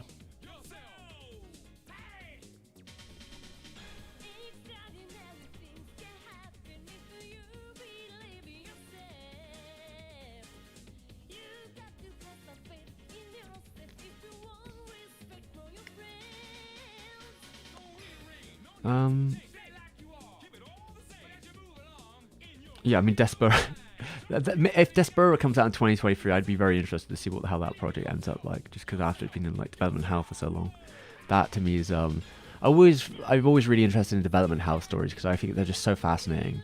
Usually, I don't care if it's good or bad at the end. I like hearing like all the how it went and what happened and the story behind it and seeing how that like turned out in comparison to like what they were trying to like. I think that to me is like, oh yeah, that's cool.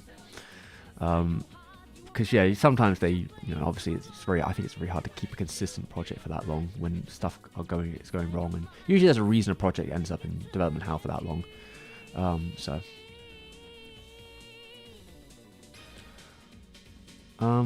Right now I don't really have many plans to do too much non-anime stuff, just because I think it's a crapshoot if it will do well or not, because you know it's not really what the audience comes for.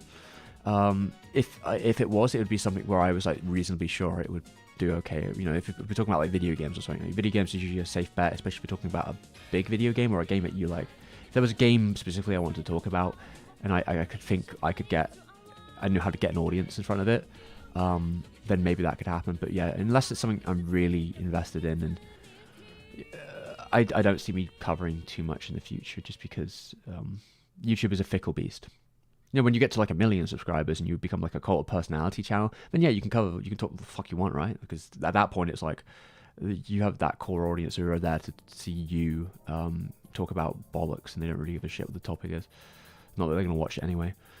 So yeah, we should get to that kind of situation. I try and stay away from being a cult of personality, if I'm honest, because it makes me uncomfortable. But you know, I don't mind playing like a character in the videos and being a certain way, and maybe we'll get more into that next year in terms of like being a bit more playful on camera, just because just having fun with it basically.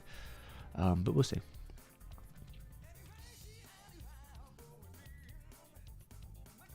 Yunaha, thank you very much. I'm glad you found the Ava video. Obviously you can watch the whole Arno video. I don't know if that's the Ava little segment I previewed or the full Arno video, but either one.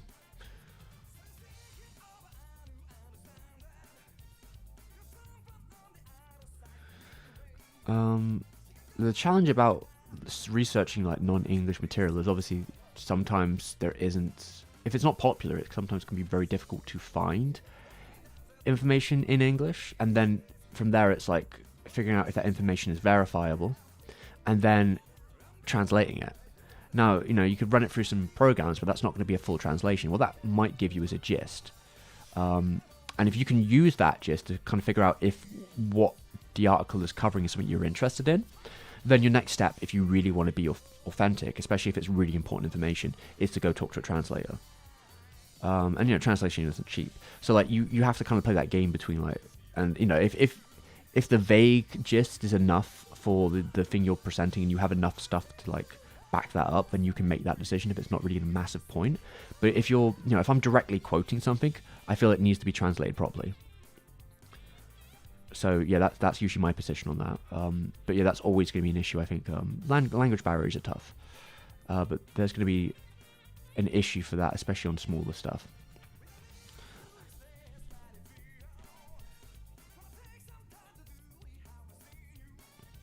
Yeah, I don't even know when Orbital Error is supposed to be coming out. Last I heard, they were like redoing the pipeline for Blender, but I know a chunk of the film's probably been previewed around, so people have seen pieces of the film. I'm interested. I'm curious of it, just because obviously Otoma hasn't done a full theatrical animated film since 2004, so I'm kind of curious to see how it will turn out. Hopefully it will, please people, but who knows. Yeah, so Yosu is in his 40s. I was okay. Yeah, I'm right then.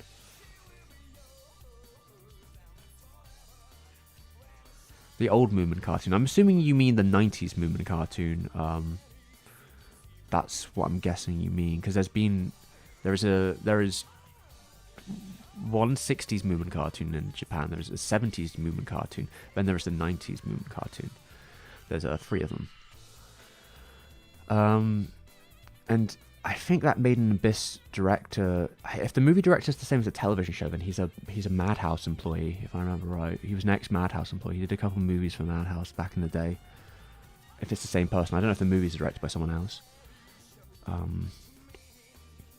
yeah, they've been around the place. How's it going, Joe? Shingo Natsume. So he did Papyrira, right? Puparia. Oh wait, no, that's One Punch Man, right? One Punch Man. Yeah. Fuck. Which one is it? Fuck. My brain's melting. I have to Google this shit.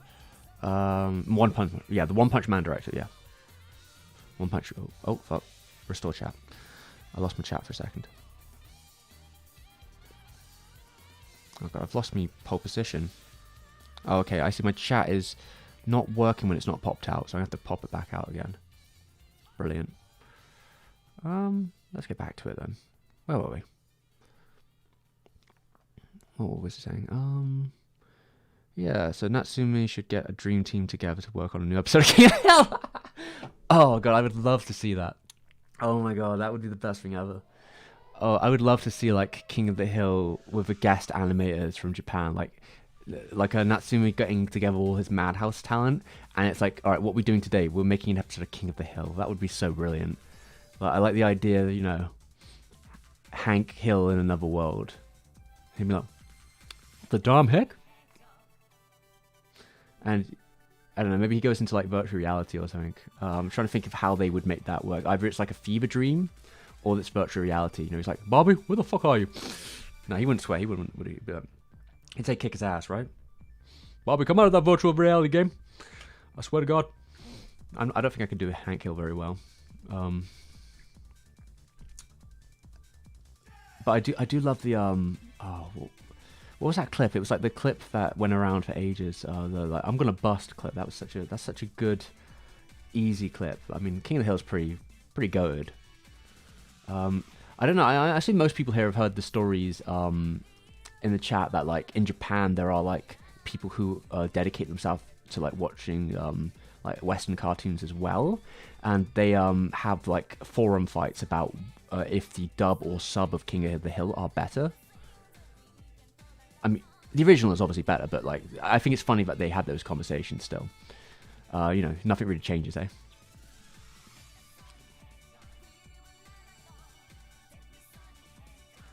Is the music Hideaki Nagumanu? I have no idea.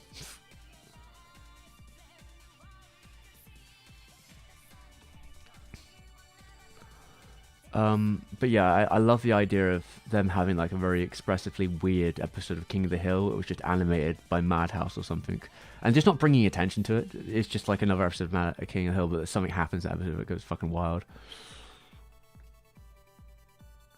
You know, it would basically be like King of Hill through Space Dandy, which I would absolutely love to see.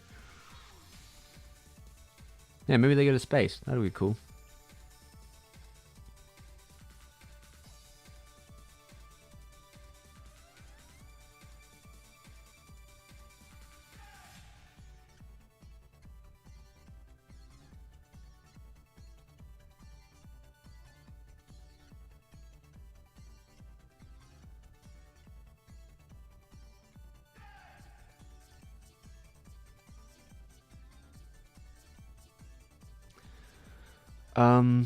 Well, anime is, what is it, Katsuhura? Anime as a term is one that has quite the lineage, that gets quite complicated. It really depends on who we're talking to. I mean, there are like 3 books on the topic I could really get into.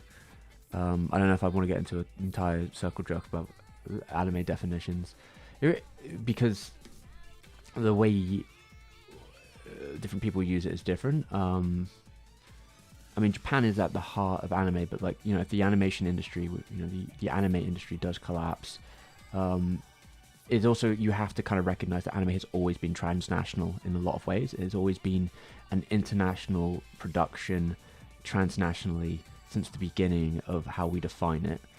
And those are definitely factors that come into it and how it's created. You know, like Astro Boy, you know, parts of Astro Boy were outsourced to South Korea. So like that's, you know, from the beginning. But also like when we talk about anime, you know, some people may define anime in a more broad sense of the word, in terms of maybe just the idea of Japanese animation as a whole. Some others may look at it more as late night animation on, you know, the 11th hour or the 12th hour at night, opposed to things like claymation or stop motion and stuff like that. I'm probably more wide in my definition. You know, we can get into a lot of it. I mean, I don't believe it's a style. I think that's not a helpful definition, but some people may look at it that way. You know, they kind of look at it in that definition that if it looks close enough to me, it's good enough. But obviously I'm talking about a future of animation, and terms tend to change with the times and evolve. So a future of an industry that is beyond those things is entirely possible. In the book Anime Identity, in their first introduction, they do bring up the point that a lot of anthropology, or like talking about history in terms of animation and stuff, there's like been a movement in the last 50 years to try and get away from the concept of borders and countries altogether, which I think is a very difficult way, because the way we think of the world is so defined by those borders that it's difficult to try and think about the world and history without them. It's entirely possible in the future we will find ways of doing that, and may be more valuable in some ways, considering that, you know, there isn't really when it comes to like the internet, right? The internet is kind of like without borders, so like its culture kind of moves between things in such a way that it actually becomes hard to sort of quantify where something is exactly from, because it will move and adapt and change. And in that future of animation, I could see that being the same case for the way animation would be produced. And yeah, I've seen Soviet animation. Someone's asking about that.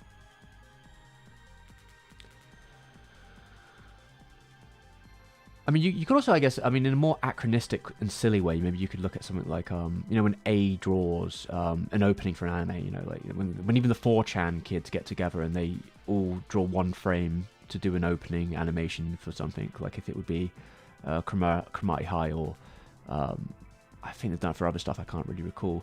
or even things like the Shrek Reanimated and stuff like that, where it's just like, it's just international animators from all over the world in different styles coming together to formulate a project that's bigger than some of its parts.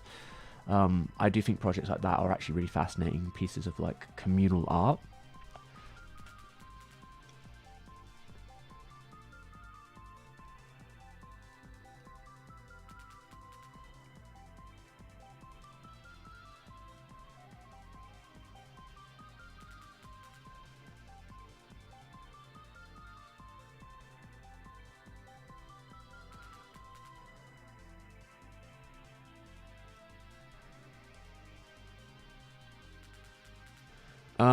Yeah, unfortunately, I have no hope that AI will reduce the exploitative nature of the industry, because any time there has been a method in the anime industry, or in the animation industry in general, to cut time, to make things easier to do, what generally happens is more productions are added to the pile, opposed to safety and efficacy being the heart of it. A lot of people end up losing their jobs, or things are getting outsourced, or things will be your job will become outdated. But no one's personal health is taken into account. Only the money that people make is usually considered there. Speaking of, like, what Steamboy said on the Factor, actually, because I was watching Steamboy for that video where they said, science without philosophy is only for the shareholders. Like, the idea that, like, if you're not using, if those tools are not created for the specific purposes of helping people, and that's what they're designed for doing, their specific purpose is likely to make more profits. Even though on paper they could be helpful, they will not be used in the way that you would hope they are. Because I think this also comes down to, like, what people assumed when Funimation bought Crunchyroll, that, like, that would mean that Crunchyroll subtitlers would then get paid more, but then the opposite happened. But yeah,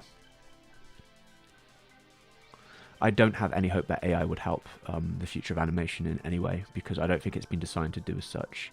Like, maybe there could be a future where it could help with AI tweening, but I don't really trust it to do it. I'd rather just have more limited processes of animation, like with less in-betweens. Or even, you can kind of do some I don't know, maybe there's a future where, with Blender you can do in-betweeners with 3D models, and you can make that match and make that work, and maybe that would be easier for some people. But that's all hypothetical. Yeah, realistically, I would be more interested in other ways around problems than relying on something that could just completely automate the entire process away to some degree, or give you much worse results that you would then have to clean up. Because the future I see with AI in animation is just having really overworked animation directors having to clean up all its fucking mush. That's what I see.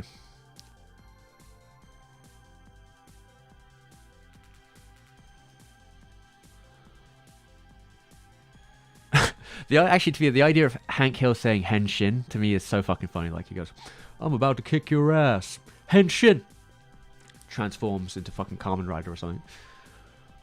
That would be something else.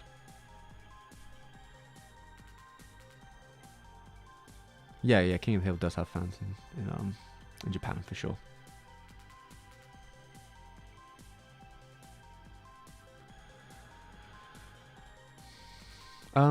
His voice, I can't remember who voices Hank Hill in Japanese, but it sounds like a traditional, like, OG sound, like old smoky guy.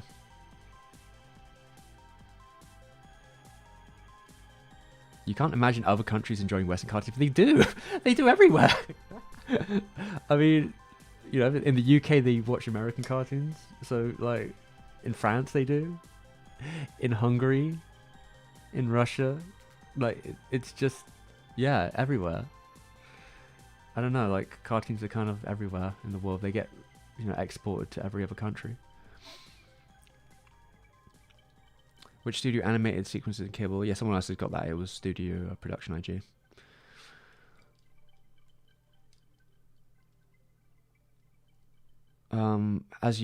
Other than Yuasa, have other Japanese animators worked on Western animators animation though? Yeah, plenty.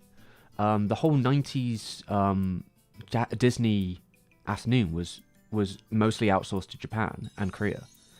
So there's a ton of telecom animators who worked on Winnie the Pooh and other Disney shows, not to mention Batman the Animated Series, which has a ton of telecom people working on it. It's actually the first showing of the Akira slide after Akira came out, because the people at Telecom and TMS had actually worked on Akira, so they were referencing their own work. In the Batman future, or Batman Beyond, I think they call it in the States, right? In the Batman Beyond, oh, something went. Was that a subscriber? Yeah, that was a subscriber. On my head. There we go. Yeah, the Batman Beyond movie, they in the commentary track, they actually really specifically say, oh, this shot here was done by the person who worked on the laser beam in Akira, and they wanted to try and do the same thing again. They want to outdo themselves. So the people who did the laser shots from Akira directly worked on the Batman Beyond movie. People who worked on Cagliostro as key animators directed episodes of Superman the Animated Series. Specifically, oh fuck, I just knocked my thing off. Jesus Christ. Alright. Is my mic still working? Yeah, specifically the person who did the chases in Cagliostro directed the episode, I think it's called The Toy Man of Superman the Animated Series. What was her name? One of the female animators on Cagliostro, who did a lot of the food cuts, also directed a couple episodes of Superman the Animated Series. They also were the head director of a show that Telecom did with an American production. It's like a co-production thing. I forget the name of it though. I believe even episodes of the 90s Spider-Man cartoon were done. Some of that was done in Japan. There's a lot of productions where that just happened, though they were working in the Western style of animation production. So you might not see them as much. I think with shows like Superman and Batman, they tend to get a little bit more freedom with how they approach them, so you can kind of see some of their style bleeding through in specific episodes and cuts. There's the classic Clayman cut from Batman the Animated Series, which is a very, very impressive work of shifting, and even has some references to Ash and Joe in it, because, again, people at Telecom also animate on that. So, yeah, there's a ton of overlap and stuff like that. If we're talking specifically in the modern age, it happens from time to time. I believe Trigger did some work on Steven Universe. They did that meditation song, and of course, you also did that episode of Adventure Time. They're probably not the only examples. There's probably more that the chat could give me.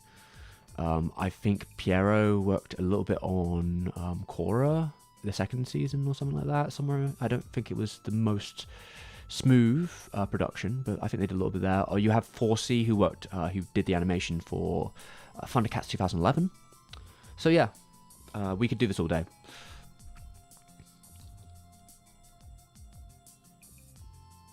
No, it was Sony, owned by Sony, who owns Funimation, bought Crunchyroll, isn't it?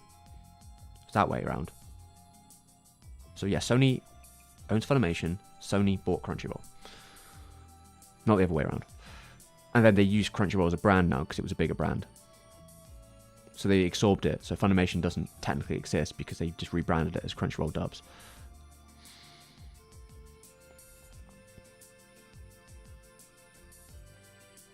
Oh yeah. Trigger did the opening for the Shantae game, but that's not exactly uncommon. There's a ton of anime studios that have done work on video game openings. That's really common.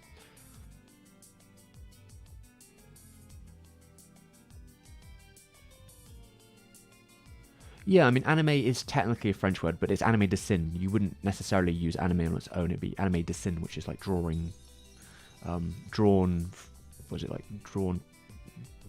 frames or something like that. I forget the exact translation, something along those lines, like drawing pictures, moving pictures. But yeah, I mean, that's probably because I think Tezuka was I assume Tezuka brought it. I mean, the hearsay is that Tezuka coined the term, but I don't know if I believe it. But they were using it at Mushi Pro back then.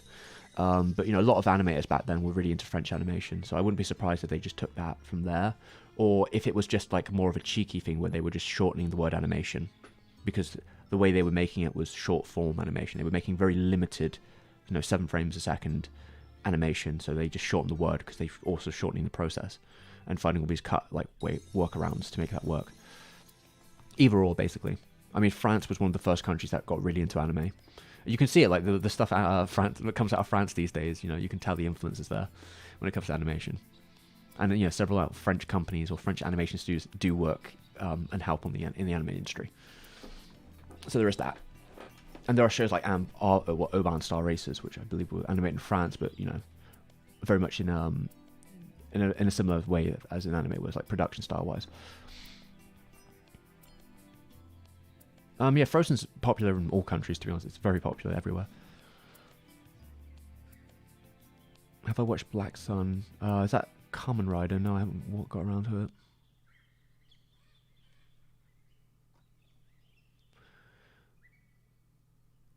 Yeah, the repainted projects are really interesting.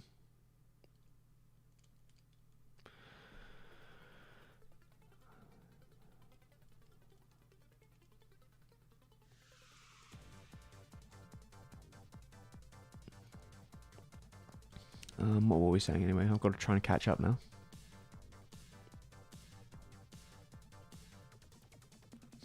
Yeah, it's kind of interesting how, yeah, maybe when you move to a different country, how I think someone was saying in the chat about like they learnt most of what they learnt about America beforehand from The Simpsons, which is true that like a lot of I think it's actually something mentioned in Anime Identity that, you know, like even with its sort of more national elements of, you know, people making, especially these days, right? But you know, in the soft power of anime is unmistakable, that a lot of people will learn from cultural ideas through the most predominant form of Japanese media, which can be games and anime. So like, you know, when you see things like shrines and other bits and pieces about, like, you know, it could be the machines, or you know, concepts like Golden Week. These are all concepts you might pick up from them. Even though if you've never been to the country, you start to learn different things. You know, if that be suffixes on faces, like, you know, san and chan and sensei, like all these different words that you start to pick out because of that.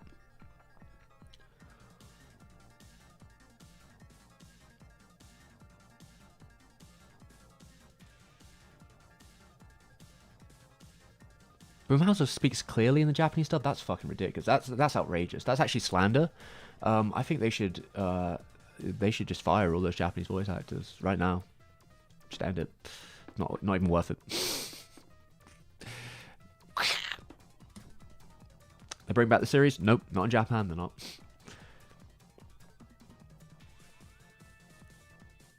Oh yeah, 4C did do an episode of Gumball. That's true. They did. Well, they did one sequence from it, which is the action fight scene, which was more close to. I think at the time a lot of people assumed it was Trigger, because it looked like a Trigger show, but it was not. It was 4C.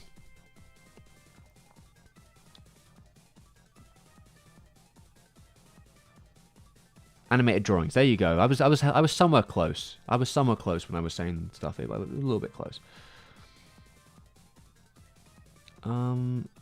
I have Nier Automata, but I have not actually opened it. But I do own it. I was probably assuming I was going to play all of Yoko Taro's other games first, but I never got around to it. Yeah, Code Lyoko too. Like, these things would have been pretty easy back in the day to, you know, mix up. But that came from Japan. I remember when it was on television, but I just didn't watch it. Me, because I thought it looked too weird. I think my exact framing for a 10-year-old was, oh, Code Lyoko? Nah, that looks too weird for me. The heads are too big. I don't like that. You know, which is funny considering some of the other stuff I watched. But like, yeah, I was just like, no, they look too weird. I can't do that. But you know, I watched all the anime. I didn't give a shit about that. But yeah, maybe it was the CG made me feel a little uncanny, a little uncomfortable.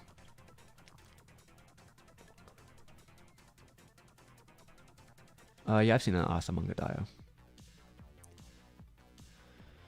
And I also have Frontiers. I have like a bootleg of that somewhere.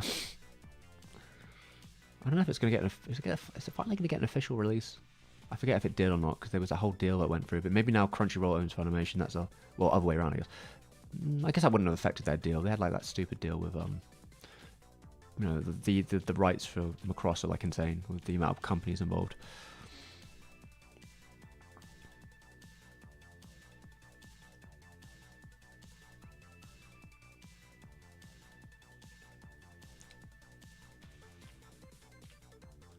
Boomhauser a Kansai accent? Would it be? I mean, I assume he would have got like an Osaka accent or something, because that, you know, if they're going for like country. Kansai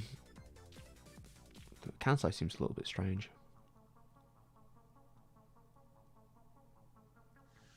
Sata Adangi? What are we mentioning here? Who knows about my wrist? Oh, what? Oh yeah, the Osaka. Yeah.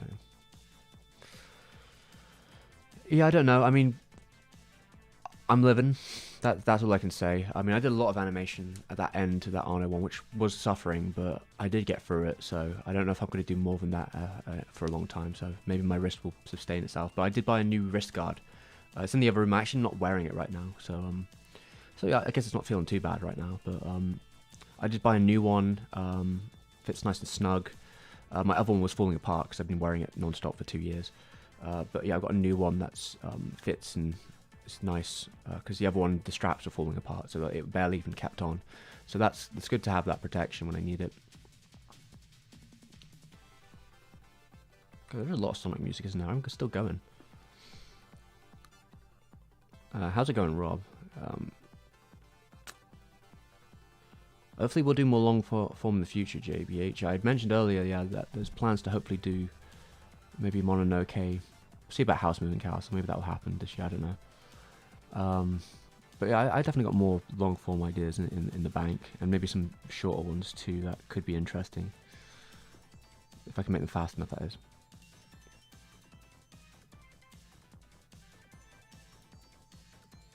Oh, is it something she says? I don't know. It's been a while since I've seen Dio, so I'm not going to remember that.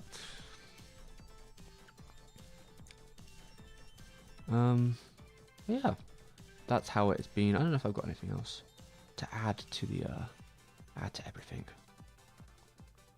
We got any other? What time is it now? It's 9 o'clock. I don't know how long we'll go. We can go for a little longer, I guess. But yeah, I don't know if I got too many more things to add to the video. Have I got anything else I should be saying? Have I got any other bits and pieces? Outside of, hopefully there'll be a video in January, I guess, which I've mentioned earlier.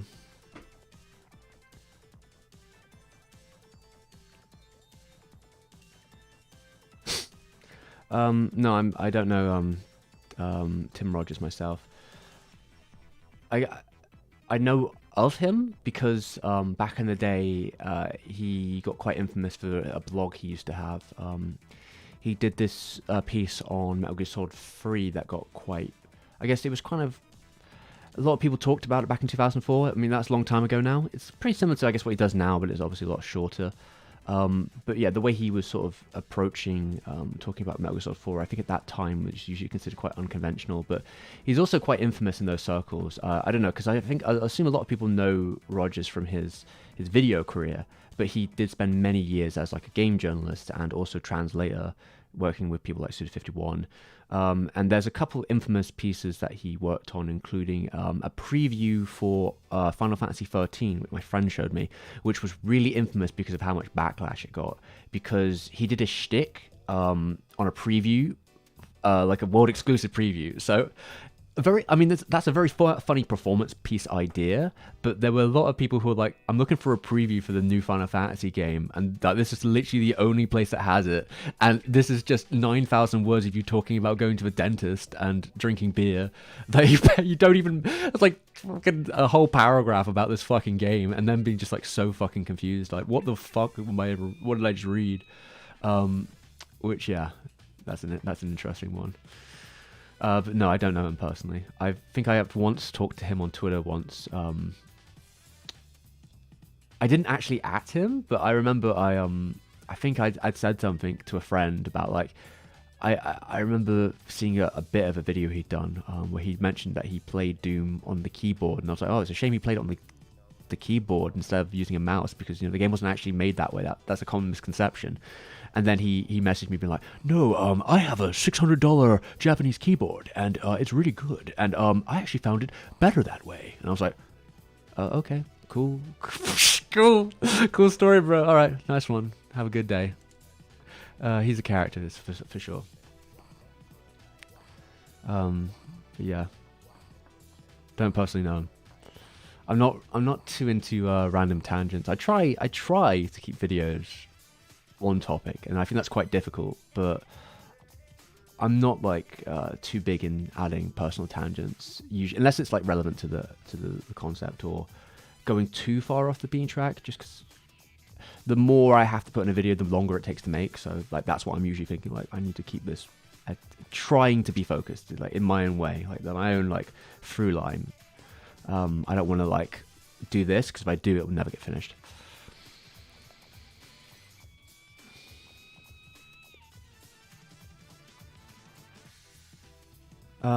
The 13 preview was probably at Kotaku because I think he worked there for ages. It was in 2009.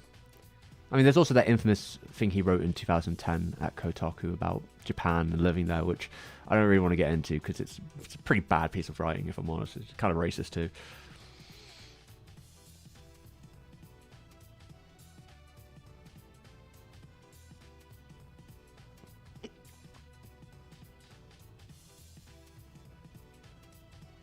I don't know if old anime had their own, like, I mean, trends kind of come and go. I think someone's mentioned here about watching old anime, like old, I guess, tropes disappearing. I mean, yeah, I mean, things have like the half-life, they'll come back and forward, and it sort of goes up and down. Like you might see them in different places. But things do evolve and change over time. That's just how it goes. Like some things might become less popular as an idea or structure. I mean, like an old, because when you say like a short elderly couple, like supporting characters, all I can think of is like I'm currently going through Digi Neo for that video I was talking about, and that's exactly what's in the show. There's a sort of old supportive couple that take in Puchiko in that version of the show, which they don't exist in the original version. That's 2004 to 5, I guess. So, I mean, 15 years ago, but I mean, it was around for a bit. It's probably somewhere else too. I mean, there's so much stuff that comes out.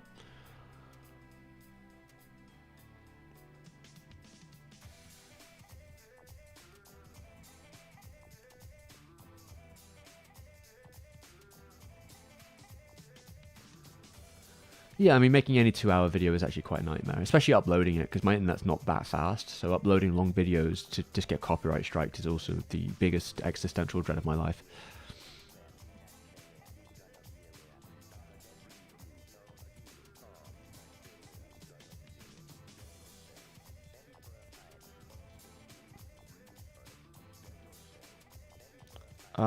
Something similar to Angels. Like Angels is really hard to recommend stuff for because there's a reason nothing else super feels like it. I mean, you could look at Oshi's other career because, like, obviously Oshi production. Maybe I look at something else that like Amuro did. The person who worked with him on it. Maybe like 1001 Nights because that's also his art. It's kind of weird too, I guess. Being avant-garde music piece, like I mentioned in the video. But Angels Egg did really badly. I don't know if because it's kind of like got internet popularity now, but I don't know if people really realize Angels Egg almost killed Oshi's career. Like it did that poorly. Because how do you market Angels Egg to people, especially otaku, right? Like, what the fuck is this shit? That's the response you're probably gonna get. Like, what? Like, this is 1985, right? So this is a year that I believe what's coming out? Probably like Dirty Pair. Dirty Pair's coming out. Birth came out and failed the year before. OVAs are still kind of like building up a little bit. Like 85 is like when you start to see a lot of them coming out all at once. It's easy to get lost in the mush. But Angel's Egg was definitely more of a cult hit there.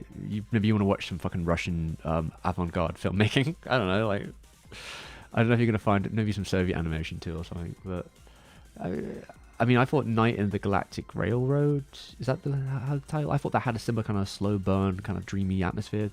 But obviously it's quite different in story and tone for sure. But like there is this sort of same that.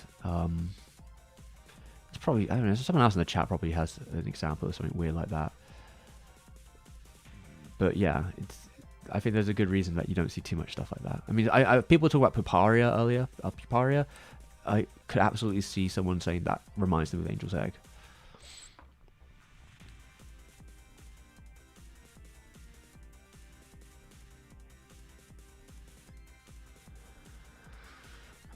I'll talk about Digicarrot. Digicarrot is like very interesting on like a lot of levels because Digicarrot is.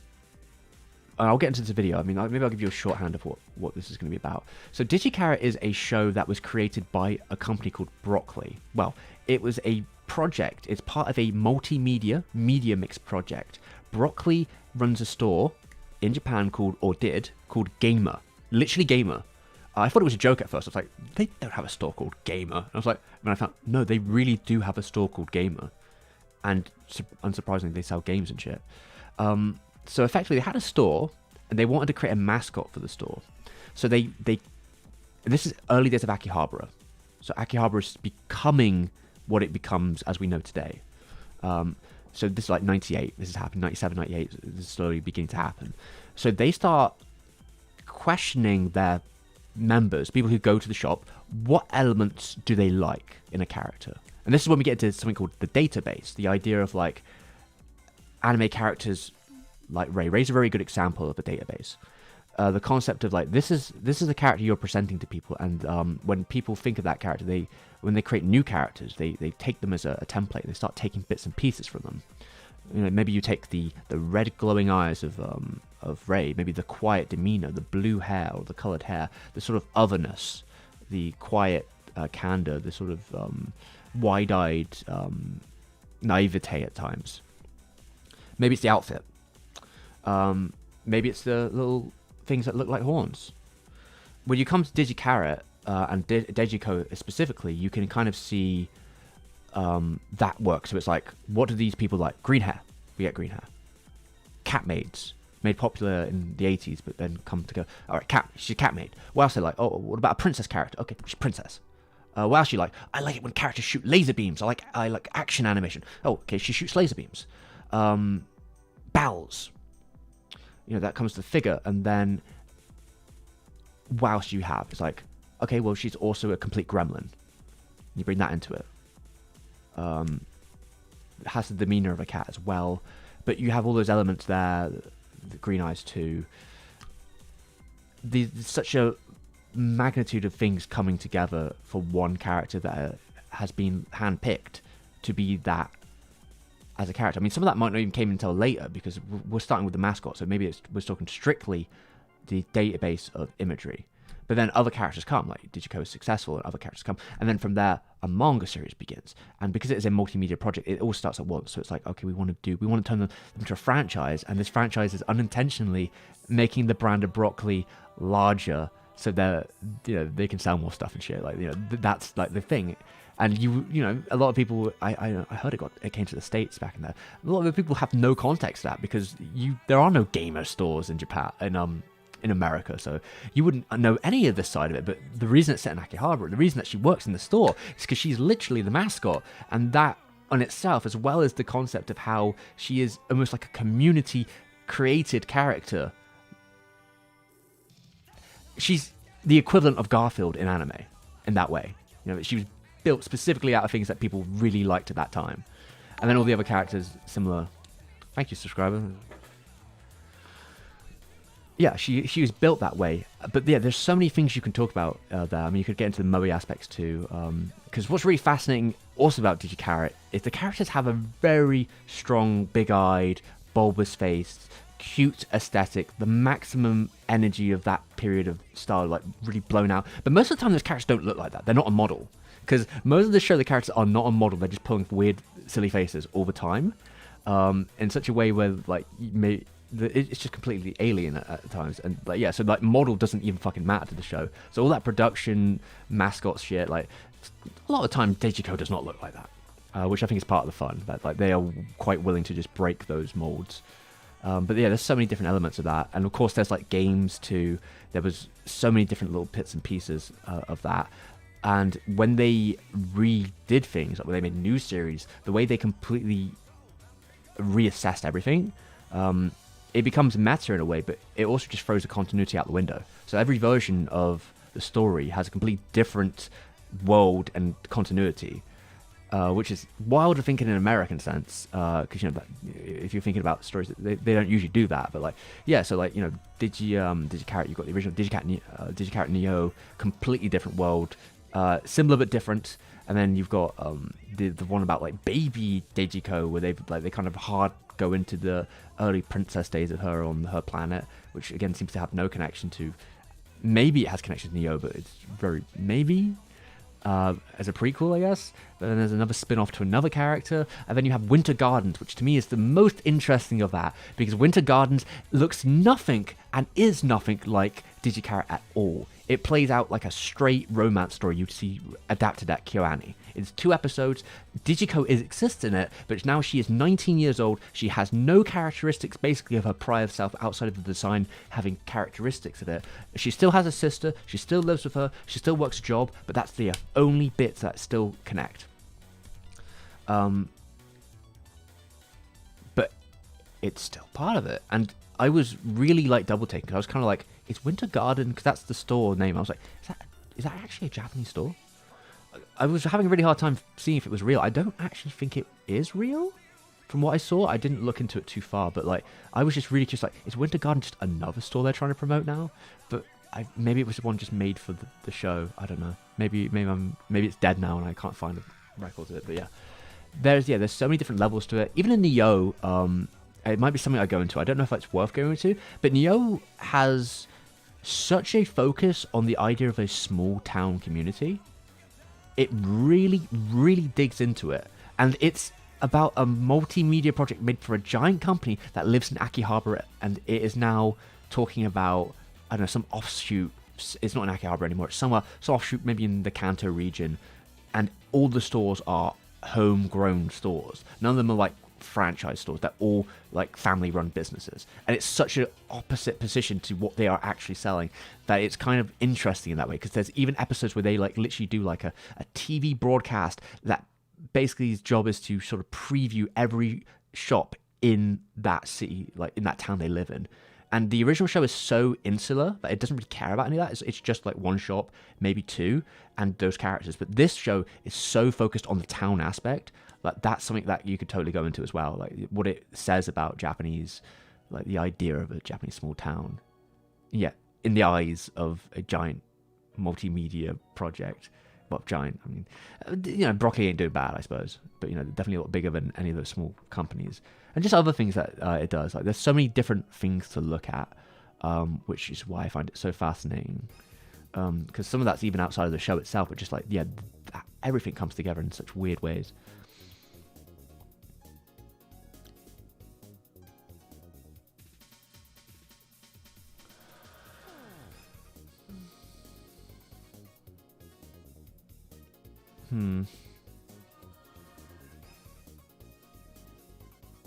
I mean, there's definitely a reason why people don't pour money into experimental projects like that, because they don't go anywhere. Or if they do, you're probably not going to see them. Speaking from a man that likes to himself, would love to work on more experimental projects one day. Yeah, it's good luck making your money back.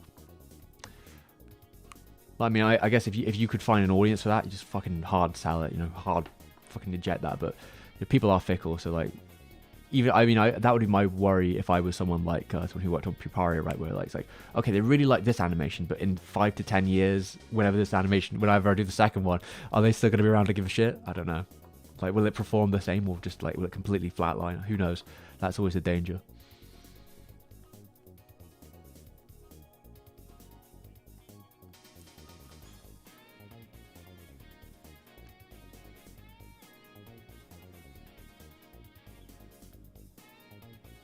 Yeah, I mean the database is it's from Database Animals, which is a book written by Asuma. I think it's Hideo Asuma. I think it was Hideo Asuma who wrote that book. Very interesting book in the second half when he starts talking about the concept of the database, and that book's from the 90s. But like I think that what he talks about as a theory is pretty useful to understanding anime in the modern landscape. And those who don't understand it will say stuff that they're kind of missing the point about, like, it's not a bug, it's a feature. When people do that, and when they refer back, and when they do it's intentional. It's not like they're doing it out of like, oh, I have to know that this is specifically done out of their interest in how these systems are and the culture of the fan base and the performance of it.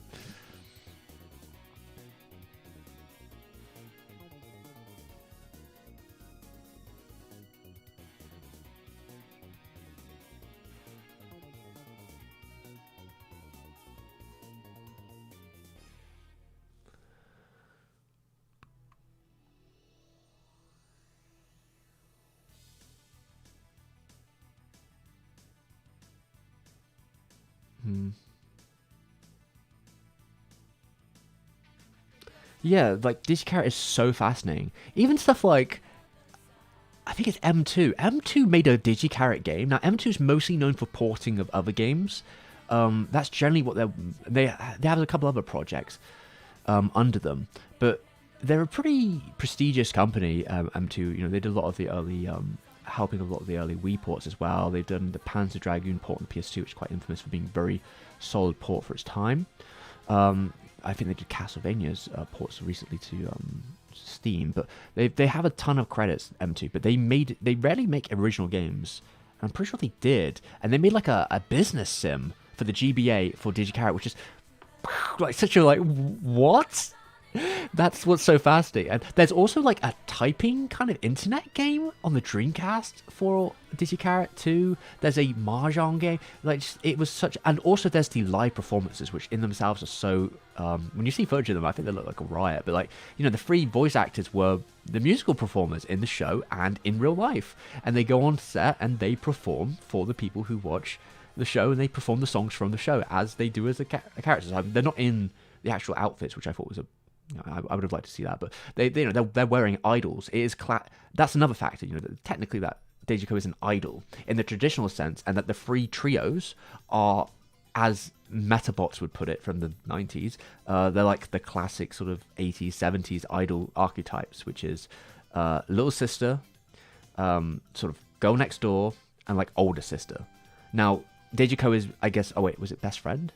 It was like little sister, kind of like best friend, I guess, girl next door kind of thing, and like older sister. I guess Deijico is supposed to be like the girl next door, but it's also kind of like just gremlin mode, so she kind of fits.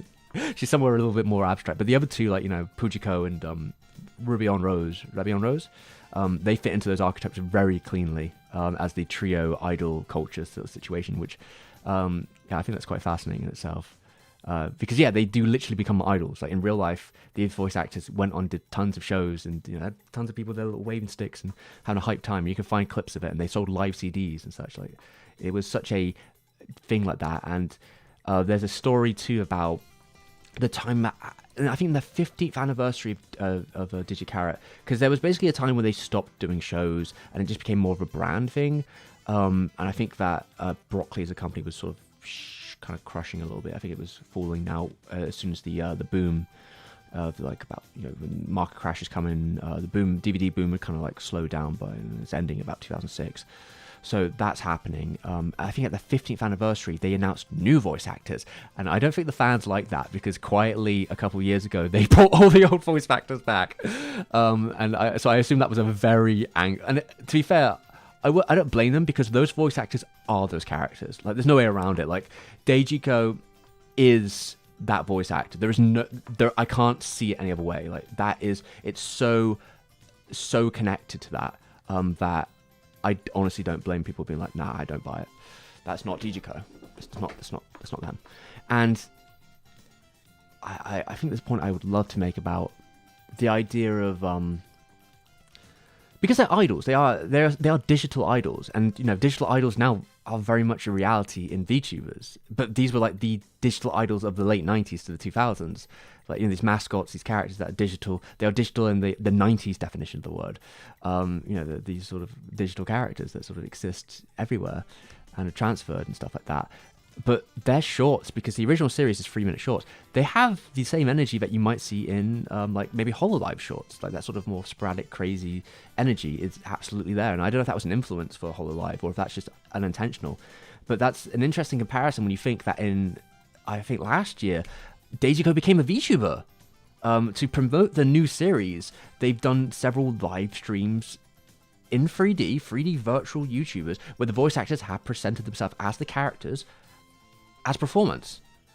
To me that just it shows, I guess, the moving nature of the series, that it is still moving with the times. And I kind of hope more people watch the new one, although they don't really help them, because like there's Chinese subs on the official YouTube. It's all on YouTube, but there's Chinese subtitles and rough Japanese captions, but there's no English. So even though you have access to watch it, you don't have any subtitles. And because there's no community subtitles anymore, you're probably going to have to go somewhere else to find your subtitles.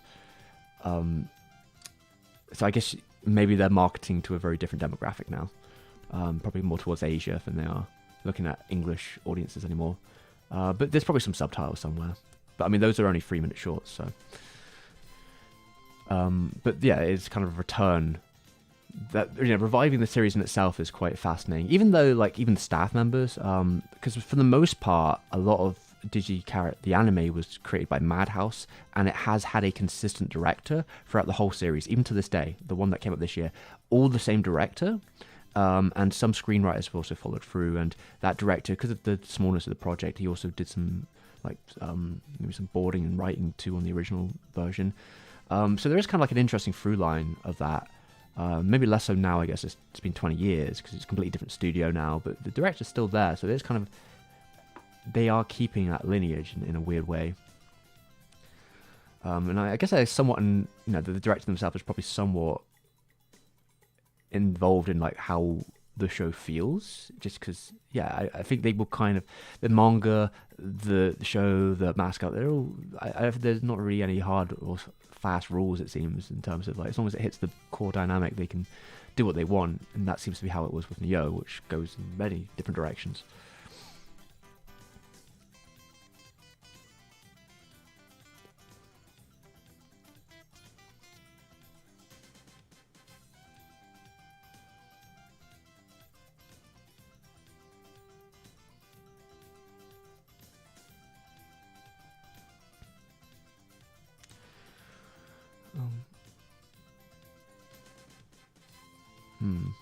What show am I talking about? DigiCarrot. DigiCarrot as a franchise, I guess, because it's not even just a show at that point, but like just as a franchise, just being as it is, such a fascinating bubble of different things. Yeah, I think that's why, to me, I'm so enamored to the idea of making a video on it. I was hoping to get out in October, but, you know, I was working on Anno too long. So now the series is kind of, the new version of the series is over. I guess hopefully in January I can get something out. But, you know, January's dead season anyway, so it doesn't really matter. If I get a sponsor for that video, that'd be great, though. Though I can't really guarantee it will do any views because it's such a topic that I don't expect anyone to remember too hard. But maybe there's a hugely dedicated English fan base of DigiCarrot fans that will come out and support my video. Who knows? We'll see.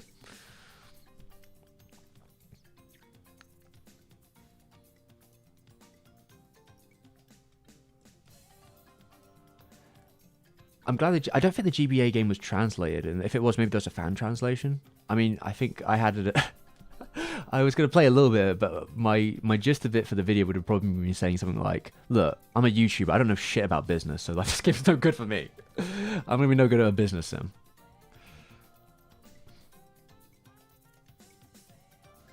Yeah, the Mahjong game I think was the Game Boy Color too, so that was probably quite an early one, and I think it is just a Mahjong game with some templates. I don't think there's much there.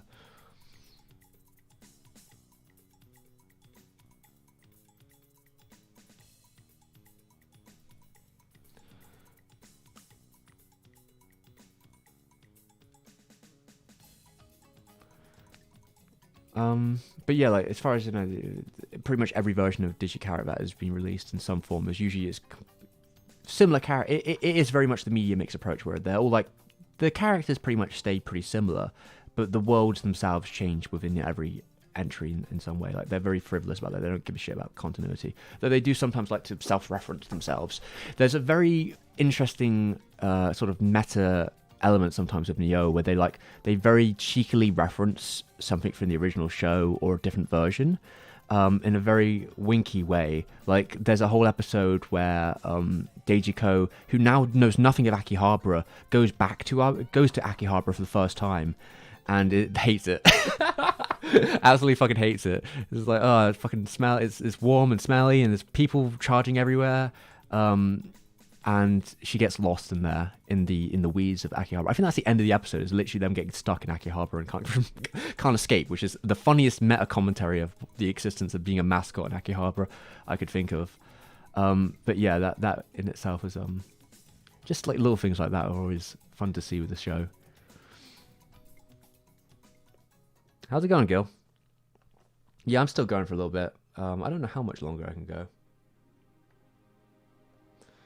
I'll probably go for another half an hour at max.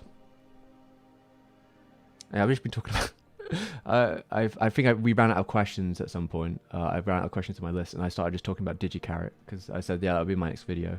So I've been talking about DigiCarrot for probably too long. Oh yeah, someone's asking about cat. Yeah, the cat is fine. She's probably in the other room. She wasn't here a little bit earlier. She was actually in my lap, and I had to move her off because I needed to go make dinner and go to the toilet and whatever else. And she came in, I think, for a little bit, but she's probably went to bed in my room, so she's not here. Which is unfortunate. She can't be here for the celebration, but I'm sure she'll be clawing at the door any second. Now I've mentioned her. Why am I so handsome? We'll see. We'll see. I actually, as of tomorrow, I'm probably going to be cutting this hair off, so that's going to be. Oh, thank God.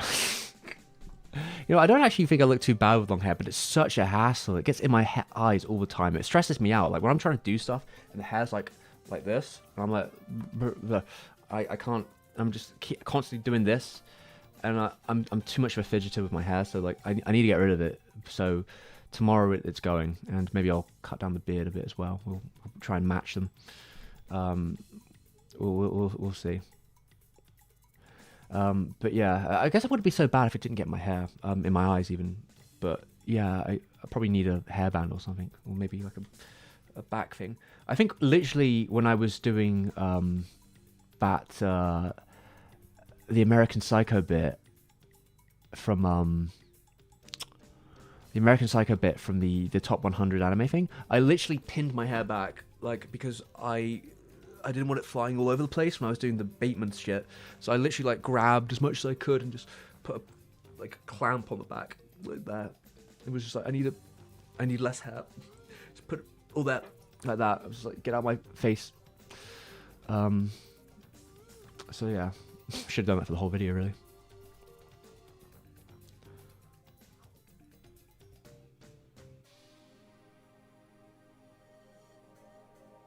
That's really fascinating. I think it's so interesting to hear about broadcast. I've actually tried really hard to find out about DigiCarrot's original broadcast, when it was, what time it was on.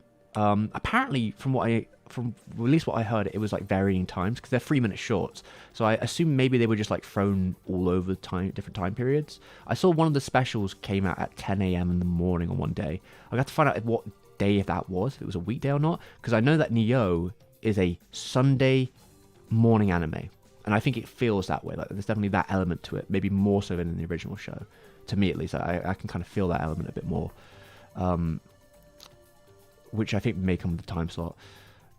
But yeah, it really depends, because it seems like, you know, I don't think it was uncommon for DigiCarrot to be shown in the morning sometimes. I would have assumed it would have been shown at night, like late night, considering what it's about. But maybe it just showed everywhere, all different times.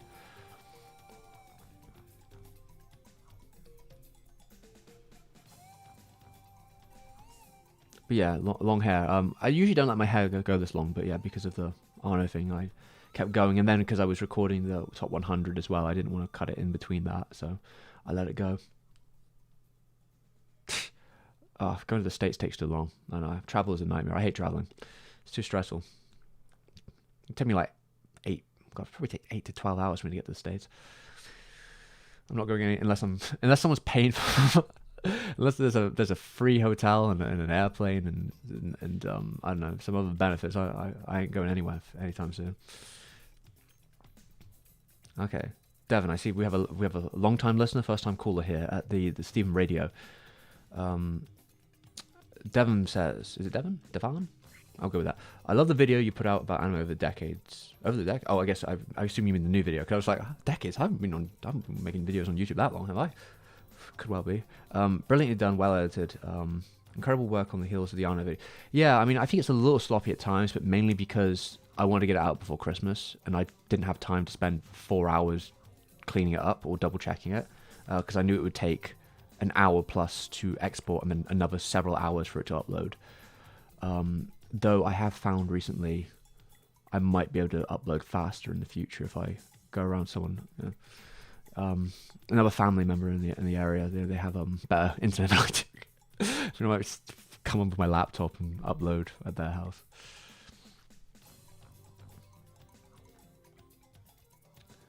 Meta question: do I have any bigger projects in mind that I'd like to do in the future of the channel?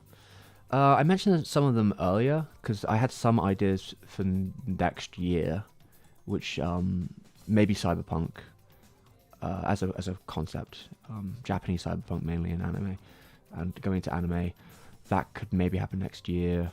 There'd be a couple of Miyazaki things next year because obviously there's new films coming out, so we probably might do Mononoke and Howl's Moving Castle, maybe in his television show if I can do a short video on that. That's Future Boy Conan.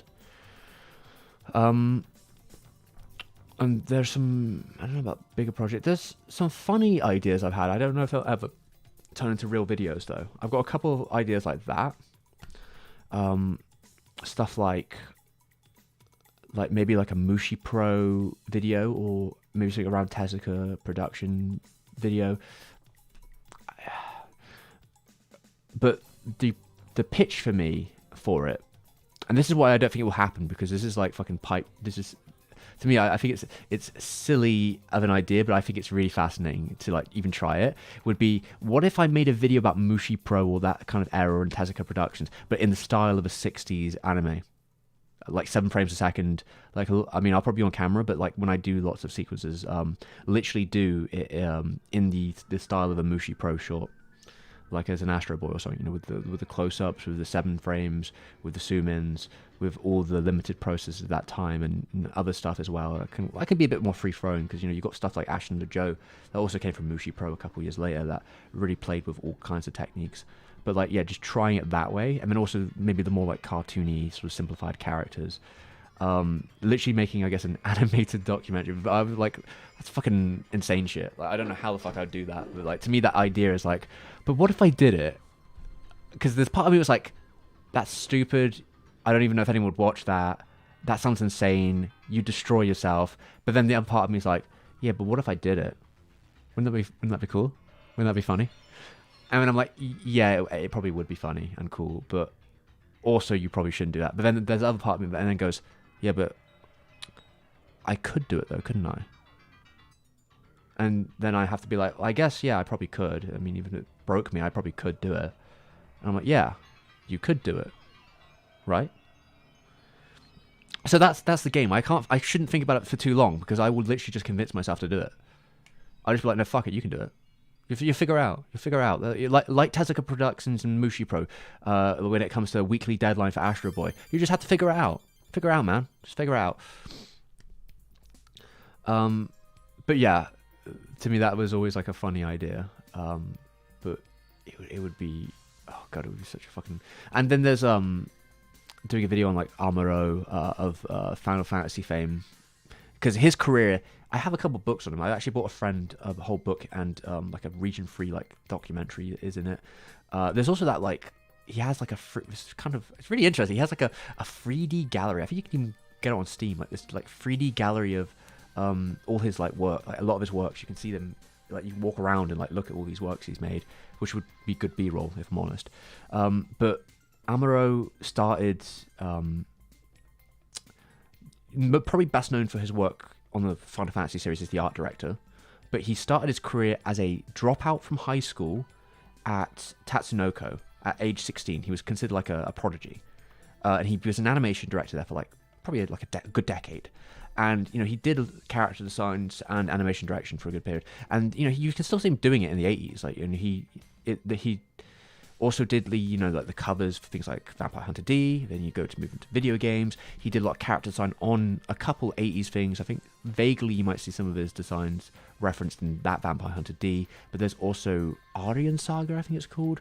And then also Angel's Egg, where he was a little bit more involved, if I understand right. There's some bit in one of my books where they're talking about it making...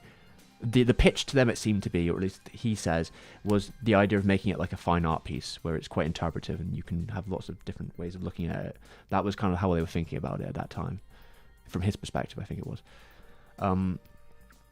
But yeah, just that, and also just the whole side of the Final Fantasy animation stuff and other projects. He just has such a weird career. He's been all over the place, doing all sorts of things. To me, that's like... I kind of like that in a creator where they just do a bunch of weird shit and you're like, oh, okay. And it sometimes bounces between different things. I mean, he's also now a fine artist.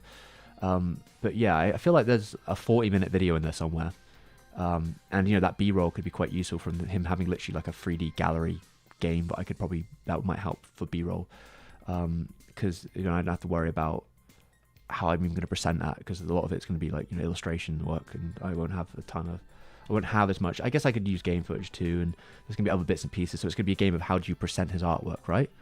And then also how do I present the story. And then to me, it's another one of those ones where I think it's a bad idea, but I can't help but going, yeah, but what if I did it? Which is, yeah, but what if I did all the stuff in that video when it comes to any of the portraits or people, or if there's any animation in watercolors? What if I just watercolor all the animation in that video? And I'd be like, if I did that with watercolors, it would be annoying, and I would have to buy a lot of watercolor paper, which is kind of expensive and probably time consuming. I have to wait for it to dry. And then maybe I'd be like, okay, but you could try it digitally. You do have those watercolor packs digitally. I'm like, yeah, I guess I could. They're a bit hard to finagle, but I could probably use a bit of that too. Maybe mix the both of them together. See, then again, I'm already talking myself into it. You see what happens every time. And then I would be like, all right, well, when would you release that? It's like, well, you'd have to wait for that Final Fantasy 16 game to come out. But that might be coming out. I have no idea when that's coming out.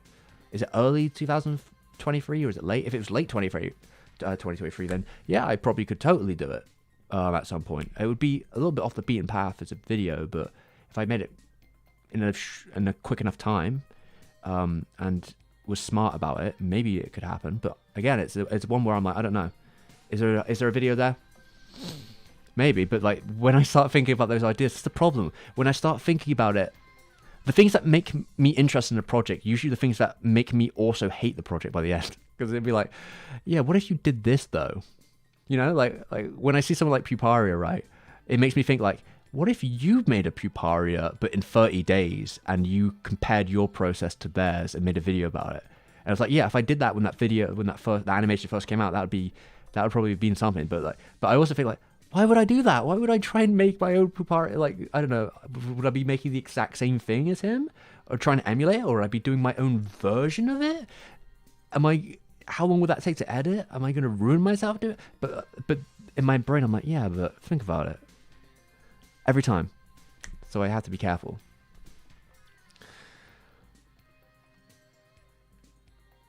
Did I miss Big? I think I said, yeah, Big Bone. Thank you for the comments. Nice to see you there, Big Bone. How you doing? Hope you're doing well. I'm going on far too long tangents, I guess. But yeah. But yeah, that happens every time. That's like everything. Even the cyberpunk idea to me is also like, a lot of that sounds kind of hard if I have to watch and even like first find a list of every cyberpunk anime, but then you're gonna have to know some other stuff, because I've seen other Japanese cyberpunk, so that's fine. I'm gonna have to read a couple books, because there's a couple books already in the topic, so it's not like I'm without information there, which will probably help on there. And it's about bringing that to the video and what kind of style I do that in. But then, yeah, realistically, I probably would have to watch a lot of stuff. Like maybe 100 shows, potentially 100 shows. I guess it depends how much of watching them counts. Like, how much do I need to watch? Like, it depends how much I'm talking about each of them. Because if I'm passing through, I could probably get away with not. But like, it's a lot of shit. It's a lot of stuff. But we'll also be talking. We'd be talking about history too, because you can't talk about that without the kind of like funny history that in the West it probably seems more predominant than it is in Japan when it comes to the anime side, because the rental market was in America and Britain was born of Akira. So manga video, and at that time too, you have to take into consideration, it was just so long ago that the term manga was used to mean anime. Like they meant manga as in cartoon, which is like a rough translation you can get from Japan. But like manga video has never released any mangas. But it was before we used the commonality that they named themselves that. But yeah, that they were looking definitely hard for anything that was remotely close to Akira, anything that was kind of cybernetic and gritty future and was X-rated to some degree. They were looking for all of that. They were skimming through everything they could possibly grab.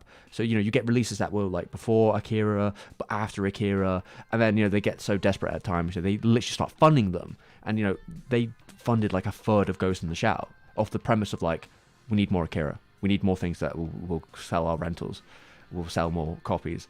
So they just grabbed everything they could and threw it out there. So in those markets, that may seem like it was quite a predominant thing, but it was strictly predominant because of how those rental systems and those video things, where they got their success from. That they were treating it like late night sort of exploitation movies, basically. They were just grabbing everything they could and throwing it out as fast as possible. Yeah. So that element of it is kind of interesting in terms of the history side.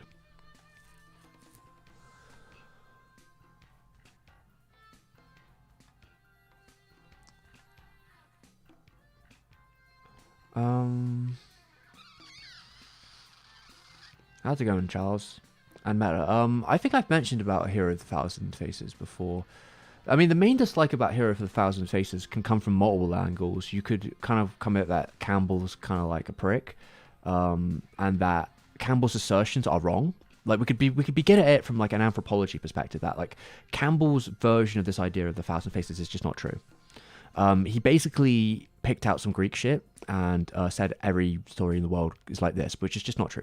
Irish stuff, Indian, Chinese, like a lot of these things structurally do not follow his archetype of what he created. That's just simply not true. So there's that element of it, right? Where like it's just kind of white supremacy. Basically, that the blunt of that book is just that. It is an erasure of different styles of storytelling and myth making from all over the world. To try and fit them all into one ham-fisted version of it. And the version that he creates is not great in terms of like what it is connected to. Like, you know, you can see, I don't think in its premise, like on its own, like in a vacuum, the hero's journey is like a terrible thing, but I think you have to consider it from a lineage perspective of why it is used as well. So the full version of it too, if you see someone's video like God, who made that giant video on it? That was well, no, it was actually about Star Wars. It was about Star Wars games, but it was Noah, right? Noah Cadwell Gervais. He made that whole video about both of the Knights of the Old Republic games, and he uses the format of the Thousand Faces during that, and specifically broke down every step of it. And there's a lot of stuff in there which is a little bit, yeah. I mean, the Thousand Faces effectively establishes something about like the idea of like royal bloodlines and people who are chosen, and there are people who are meant to die, and there are people who are good and righteous, and those are the royals basically. So you know, you could say it's also kind of weirdly king worshipy and cringe, and you could also say that the reason it's popular is only because of Star Wars, and that no one was really using it in a cinematic film before Star Wars did it, so it's Star Wars' fault, which is another level of cringe I guess you could put on top there, that Star Wars accidentally popularized the system, which probably shouldn't have been. But you know, formatically it can work, but like it's also incredibly limiting. And I think that when people think of that as like, no, this is fundamentally what storytelling should be, that is where the problem really comes in. But yeah, there's those elements to it. I don't think it's a very practically useful book in any way nowadays.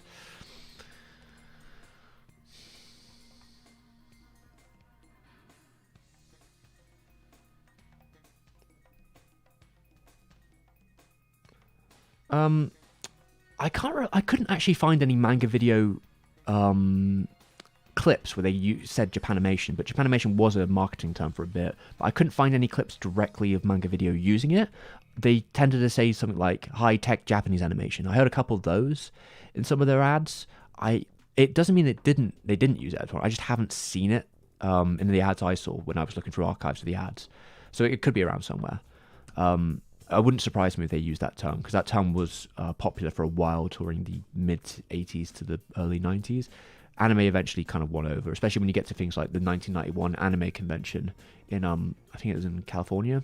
I think that's when it kind of became a bit more solidified as the terminology people used. A little bit. Oh, another subscriber. I don't know why it tells me subscribers. That seems... But cool. I think that's just a YouTube subscriber.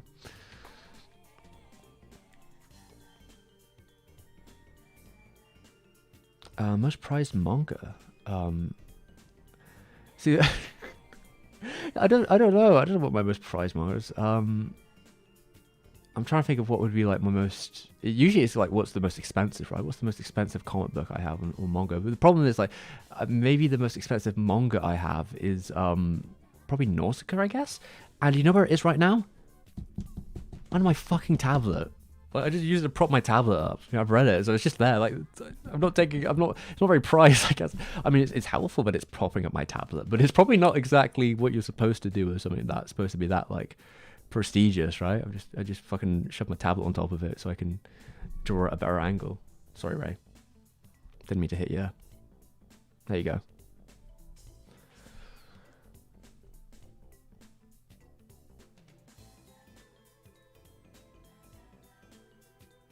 Oh yeah, they absolutely did make the dubs more edgy at Manga Video.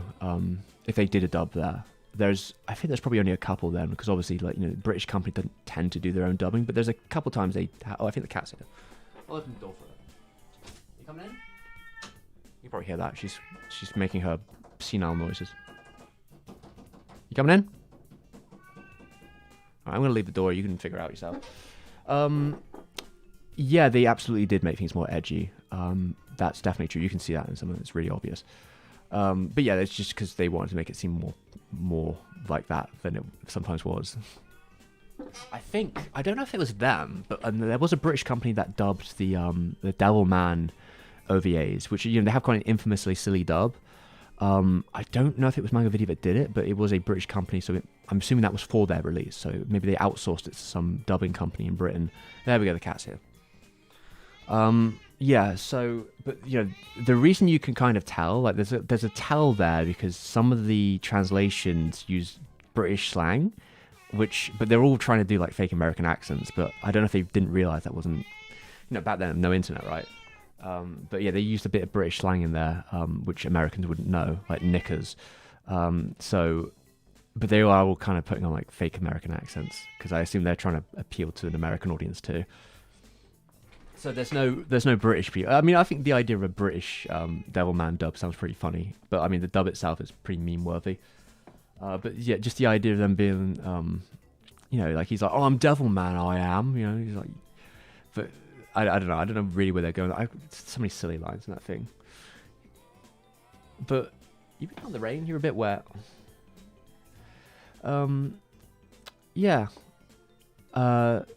But I mean, and then I'm falling into like Urusei Yatsura's dub territory, which honestly, BBC really fumbled the ball there. They've started trying to pick up anime, and that they haven't picked up Urusei Yatsura to do another British dub, I think is incredibly silly. That they didn't think to do that. Like, what are they doing?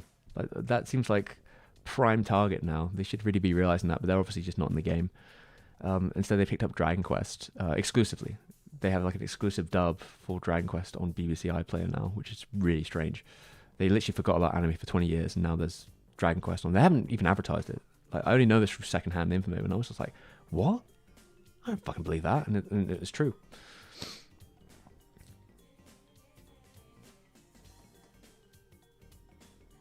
Yeah, I saw Edge Runners.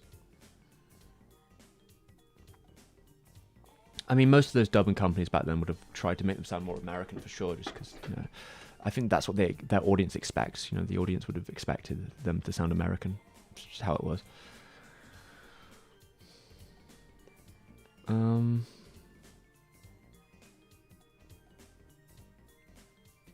Because there are a couple manga UK dubs or manga video dubs. They did Cagliostro. I think that was a pretty good one. Though it's hard to get nowadays. I don't even know where it exists. Who has the rights to it now? Maybe it's Crunchyroll, because Funimation had it and then bought it, and so. Yeah, that one. They also dubbed. There's like a weird story with Ghost in the Shell 2, if I remember right, where Ghost in the Shell 2 has two dubs with the same cast, but one of them was for the Manga UK release, because I think Manga UK also did some funding on Ghost in the Shell 2 Innocence. So they made their own dub with the cast from Standalone Complex.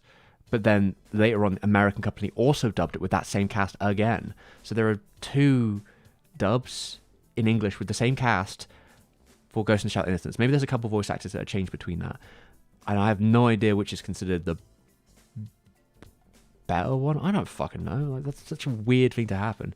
I even heard that like there's a Manga UK dub for Millennium Actress, but like I've never even been able to see Millennium Actress. So if they, well, I mean, I've never seen a release of it back then. Like, so if Manga UK did a DVD run for Millennium Actress, it was so small that I've never even seen a picture of one in the wild. But there is a dub that apparently they did in 2005, and there was a new dub I think that was released. I think there was a new dub. Was there a new dub released like when they did the re-release in like 2020? I have a feeling there is, but I don't know. I know there was one for Tokyo Godfathers. Yeah, she is the guest of honor. Wait, can I get her? If I move a bit, can I get her on camera?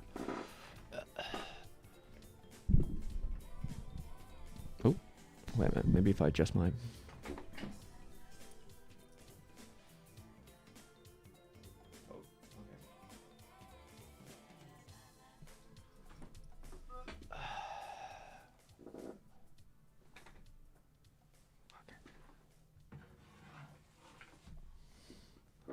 There we go. There we go. You can kind of see her. But if I like do this, you could probably maybe see her.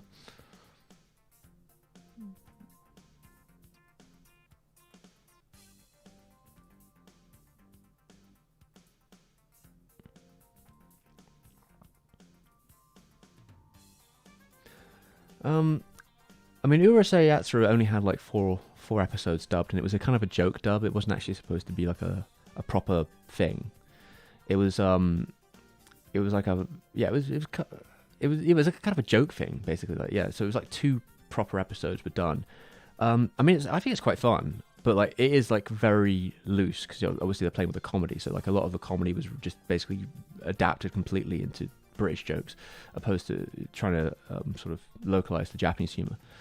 But I mean, it has its own little lineage. I mean, I remember seeing people on Twitter not so long ago when the new Urusei Yatsura coming out, they were like creating new fake British dubs for it, which got quite popular for a while. A lot of different people were doing that, or some of them began by like taking parts of the old dub and putting it over the new footage, and then it kind of went from there. So it kind of built itself.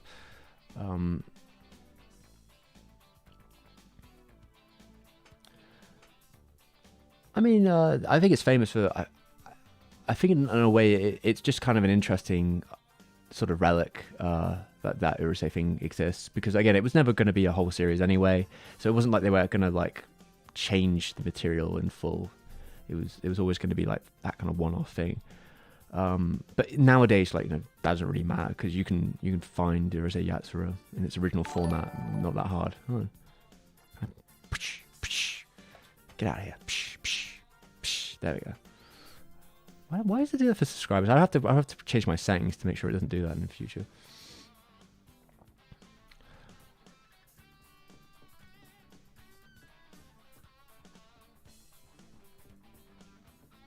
Gundam has 2 dubs as well. I wouldn't be surprised they got one for the remastered version. I guess they did a couple years ago.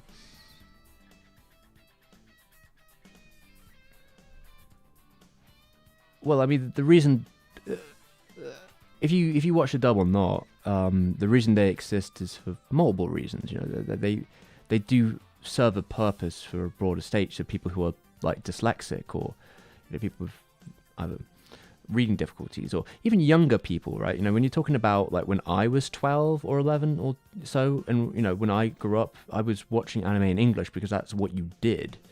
You know, when you're young, you know, you watch Pokemon in English, you watch Dragon Ball in English, and you know, when I'm moving towards finding anime myself, I generally was watching in English as well because that's what I was used to. And eventually, I moved into watching more Japanese things. But like, it's kind of a thing I think you have to grow into, because you have to be used to reading subtitles and watching a show at the same time. And for a young viewer, I think that's not quite the same.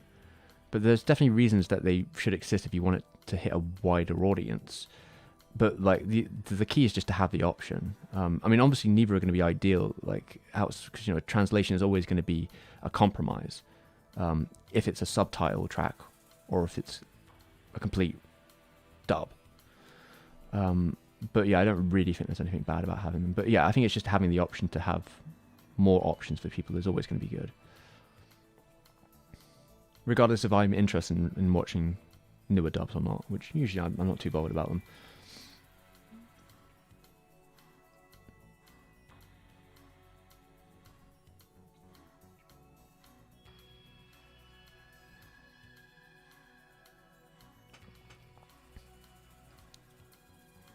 Okay, what's that? Let's say ni. God, fuck. My shitty Japanese computer. Was it nyan? Is that Nyan Nyan W? So that's Nyan Nyan Lol. Oh, for the cat, probably. We were talking about Digi Carrot for a second. That'd be Nyol.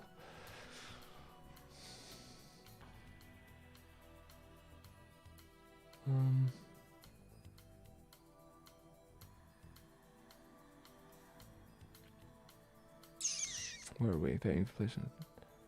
Oh, is it jumping on the mic? And that's not too bad. And thank you for the 100k comments. We're probably coming to the end, I imagine, now. We're getting there.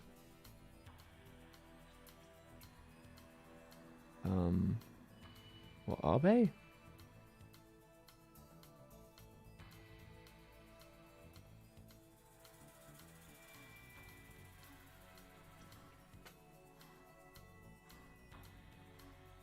The designer, I don't know. I mean, the last thing he was working on, I think, is that one that hasn't, the anime that's been in development for 18 years, wasn't it? I don't know if he's working on anything else.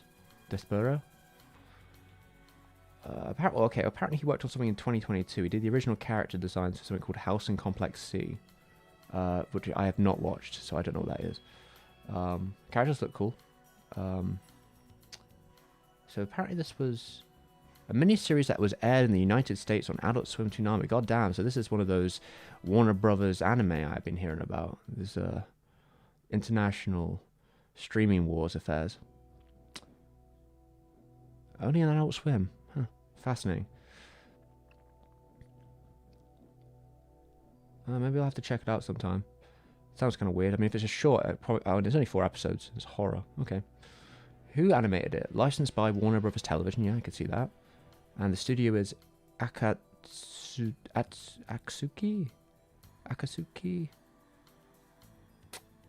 Doesn't even have a Wikipedia page. I have no idea. It must be a new studio, I guess.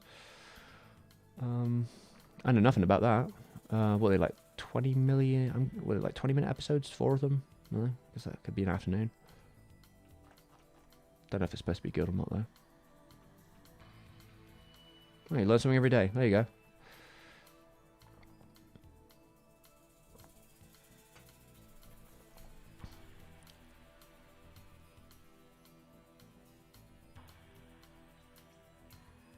Oh, it's on HBO Max now. Well, I guess that makes sense. That's Warner Brothers' streaming service. Is that Forchi? How's it going? Despera has been in the works for 18 years at this point. Yeah, like I said, yeah, 18. Maybe more now, actually. I'd have to look it up again. Is it 19? It must be coming up to 19 if we're coming to a new year. I don't know. I mean, if there... It's the kind of thing that I was like, just by the nature of it, I'd be like, yeah, I'd love to make a video about it if it actually came out, just because like, there'd be such a story behind it. How much of it's actually public information, though, I think is the difficult part, though. So I'd really have to do some digging. And the problem then I'd also have is I'd feel like, oh, I'd be late to the fucking game, because I'd be like, there'd be a ton of other people scalping around it too. As soon as that happens, I'm sure that'd be like, they'd be like, there we go. I won't be able to beat them to it. When did the production start? Well, I guess you could read... I mean, there's an original light novel that ran, so I guess you could read the original light novel. That would be one place to start. And that's 2009. Well, I guess they must have been started production before then, though, right? Can't find anything. So the production starts in 2009, but look at it. Is it? Oh, it's announced in 2009. I don't know if it's been working on before then. What's the latest update? March 23rd, 2021. Konaka said that the anime is 80% funded and that both him and Abe continue to work on the conceptions except for the interruption due to COVID-19. Not even all funded yet, so I don't know if they even started production then. I mean, if they don't have the money, they probably can't start production. 80% is quite funded, but if we've heard nothing since, it might still be at 80%, which probably doesn't bode well. It might be at 80% for the next 10 years, who knows.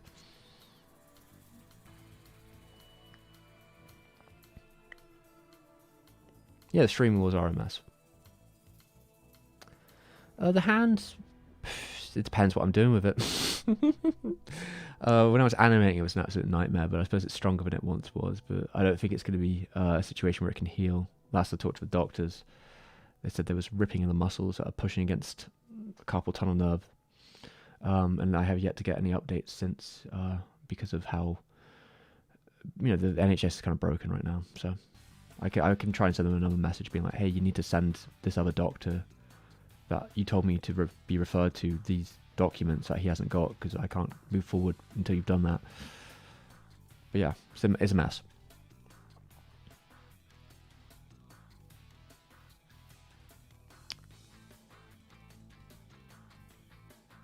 I mean, Despero has scanned in mags with a character design. Yeah, I mean, that's cool.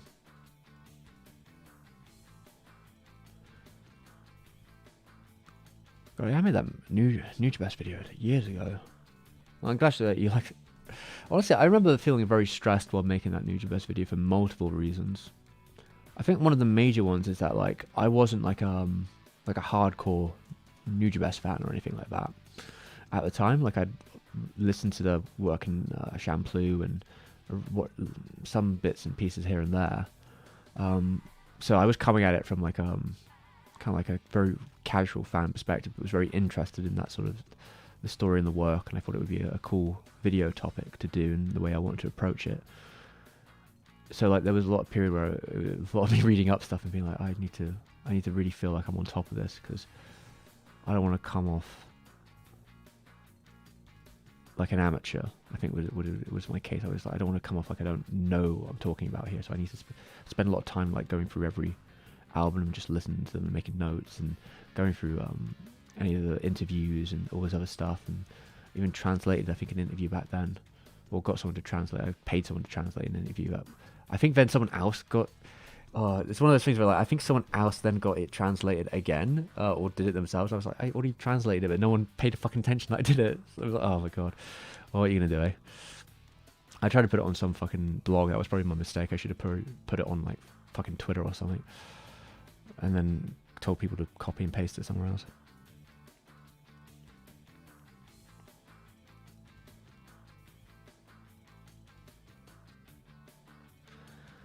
Yeah, and I think I've mentioned it once upon a time before about the Nujabes video. It was the video I think that really defined me, especially re-looking at it, being like, Jesus fucking Christ, you need to buy a camera. Because I was like, fucking hell, like, the amount of time you spent in After Effects then for like stuff that didn't need to be, you could have been on camera for, you could have had the B-roll for. You wasted so much fucking extra time, like editing and After Effects and shit that you didn't need to do. You could have just been on camera for those bits. I mean, you could have really focused in on the parts where you wanted there to be a specific visual language. But live and learn.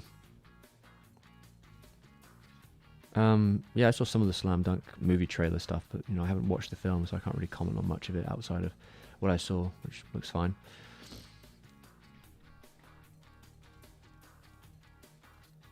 Oh yeah, there was also another layer of stress to that video. Probably worth mentioning that. Oh my god.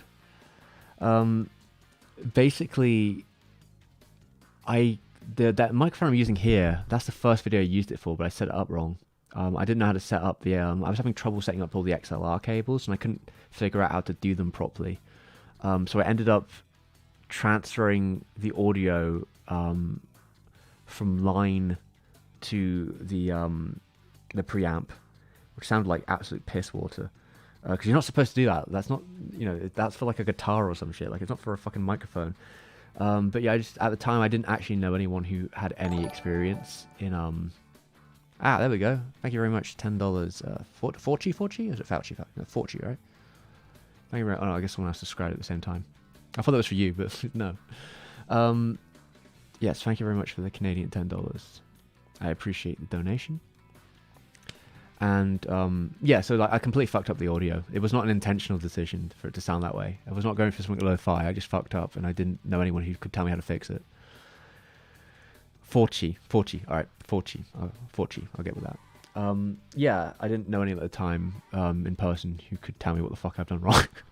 And I was working a lot at that time as well, so I was just like probably sleep deprived and annoyed. Oh, is that actually a super chat?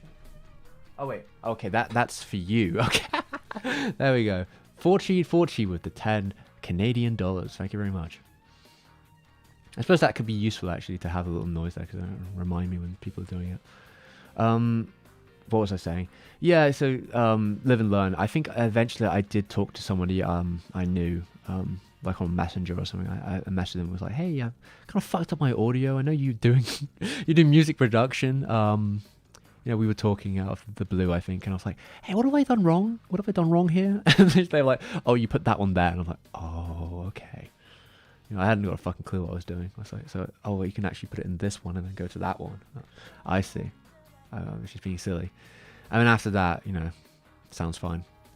And we're still using that setup today more. Well, I've got a different interface now. My old interface is, I don't think it's even compatible with newer stuff these days. But I think it was on the fritz, so I bought a new interface. The other one was, really hit and miss. So that's the only change, but the preamp seems to still be going, even though... Oh yeah, it's pretty old, but I think it's still working, Until it breaks, I'm not fixing any of that or changing any of that shit. Thoughts on the new Spice and Wolf anime? I didn't see the first one. There you go, they're my thoughts. I have none. I don't know anything about the new one. I don't know if it's a reboot or if they're continuing on or whatever else.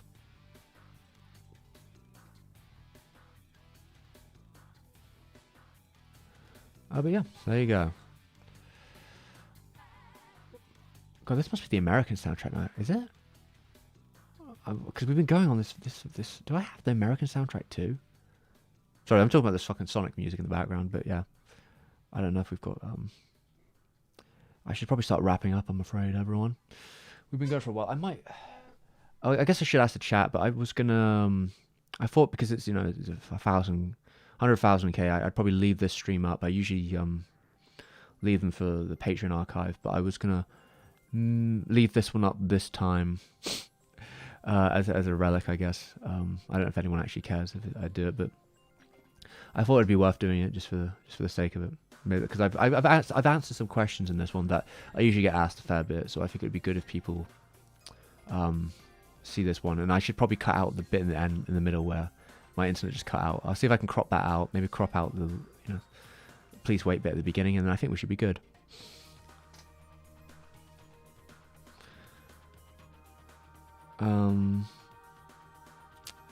Let's see. So Yo Mallow is asking me the final questions before I go off and get some toast or something.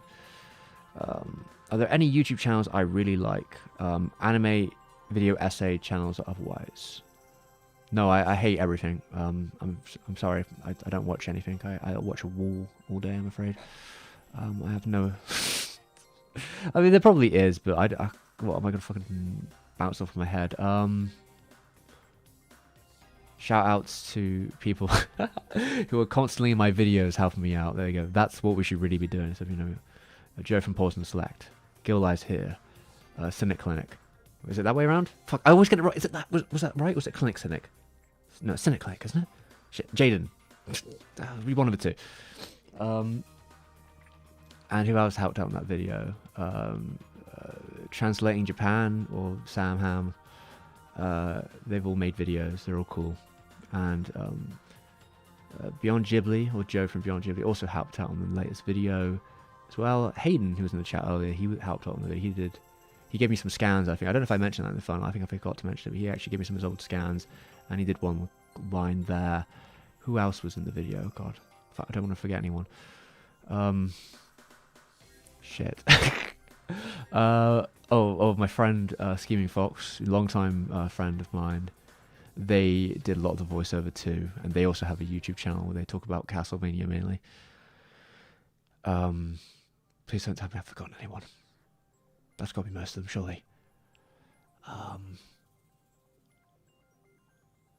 I mean, I'll leave that. A fair few of those people cover anime, and I think there's anyone else in particular I would throw out the other thing. I mean, I mentioned Noah Jave Cadwell earlier, but he's got plenty of subscribers and patrons. It's not like he needs any more shout-outs. But yeah, I usually like his content when I watch it, but it's pretty long, so I only watch from time to time.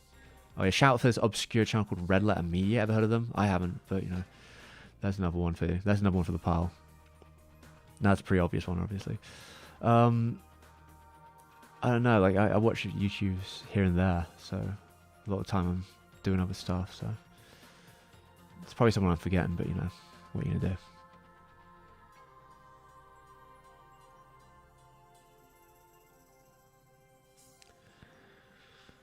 Did I see Your Eternity? I don't even know what that is.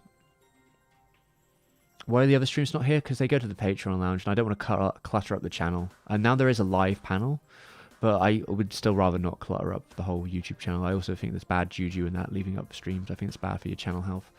But, you know, this one, I think because it's a special occasion, I'll leave up, and people can watch it at their own leisure. And then I can also tell people, by the way, I usually do stream on... Usually it's Sundays. I haven't done it the last couple of weeks because I was recording the 100K, and then it was Christmas. So there was a bunch of stuff happening, family, Christmas, recording, and I had all my stuff in the other room. Didn't want to move it because I was in the middle of shooting. So, but I will probably try and get back to a regular schedule of doing Sunday streams after that, which I usually do Sunday around 6 p.m. English time.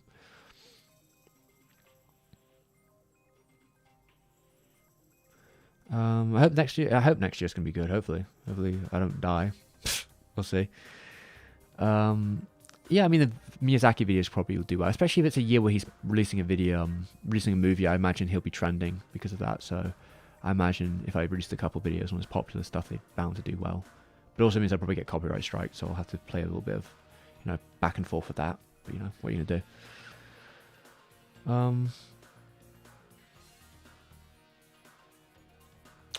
But yeah, I think we should probably end it there before I go too long, because I'm starting to get distracted. One guy on Yuasa helped you? Did they? On Yuasa? Which Yuasa thing was that? I don't remember this. But yeah, appreciate everyone who came and watched the stream. And, you know, we're on 100k, 101k now, I think.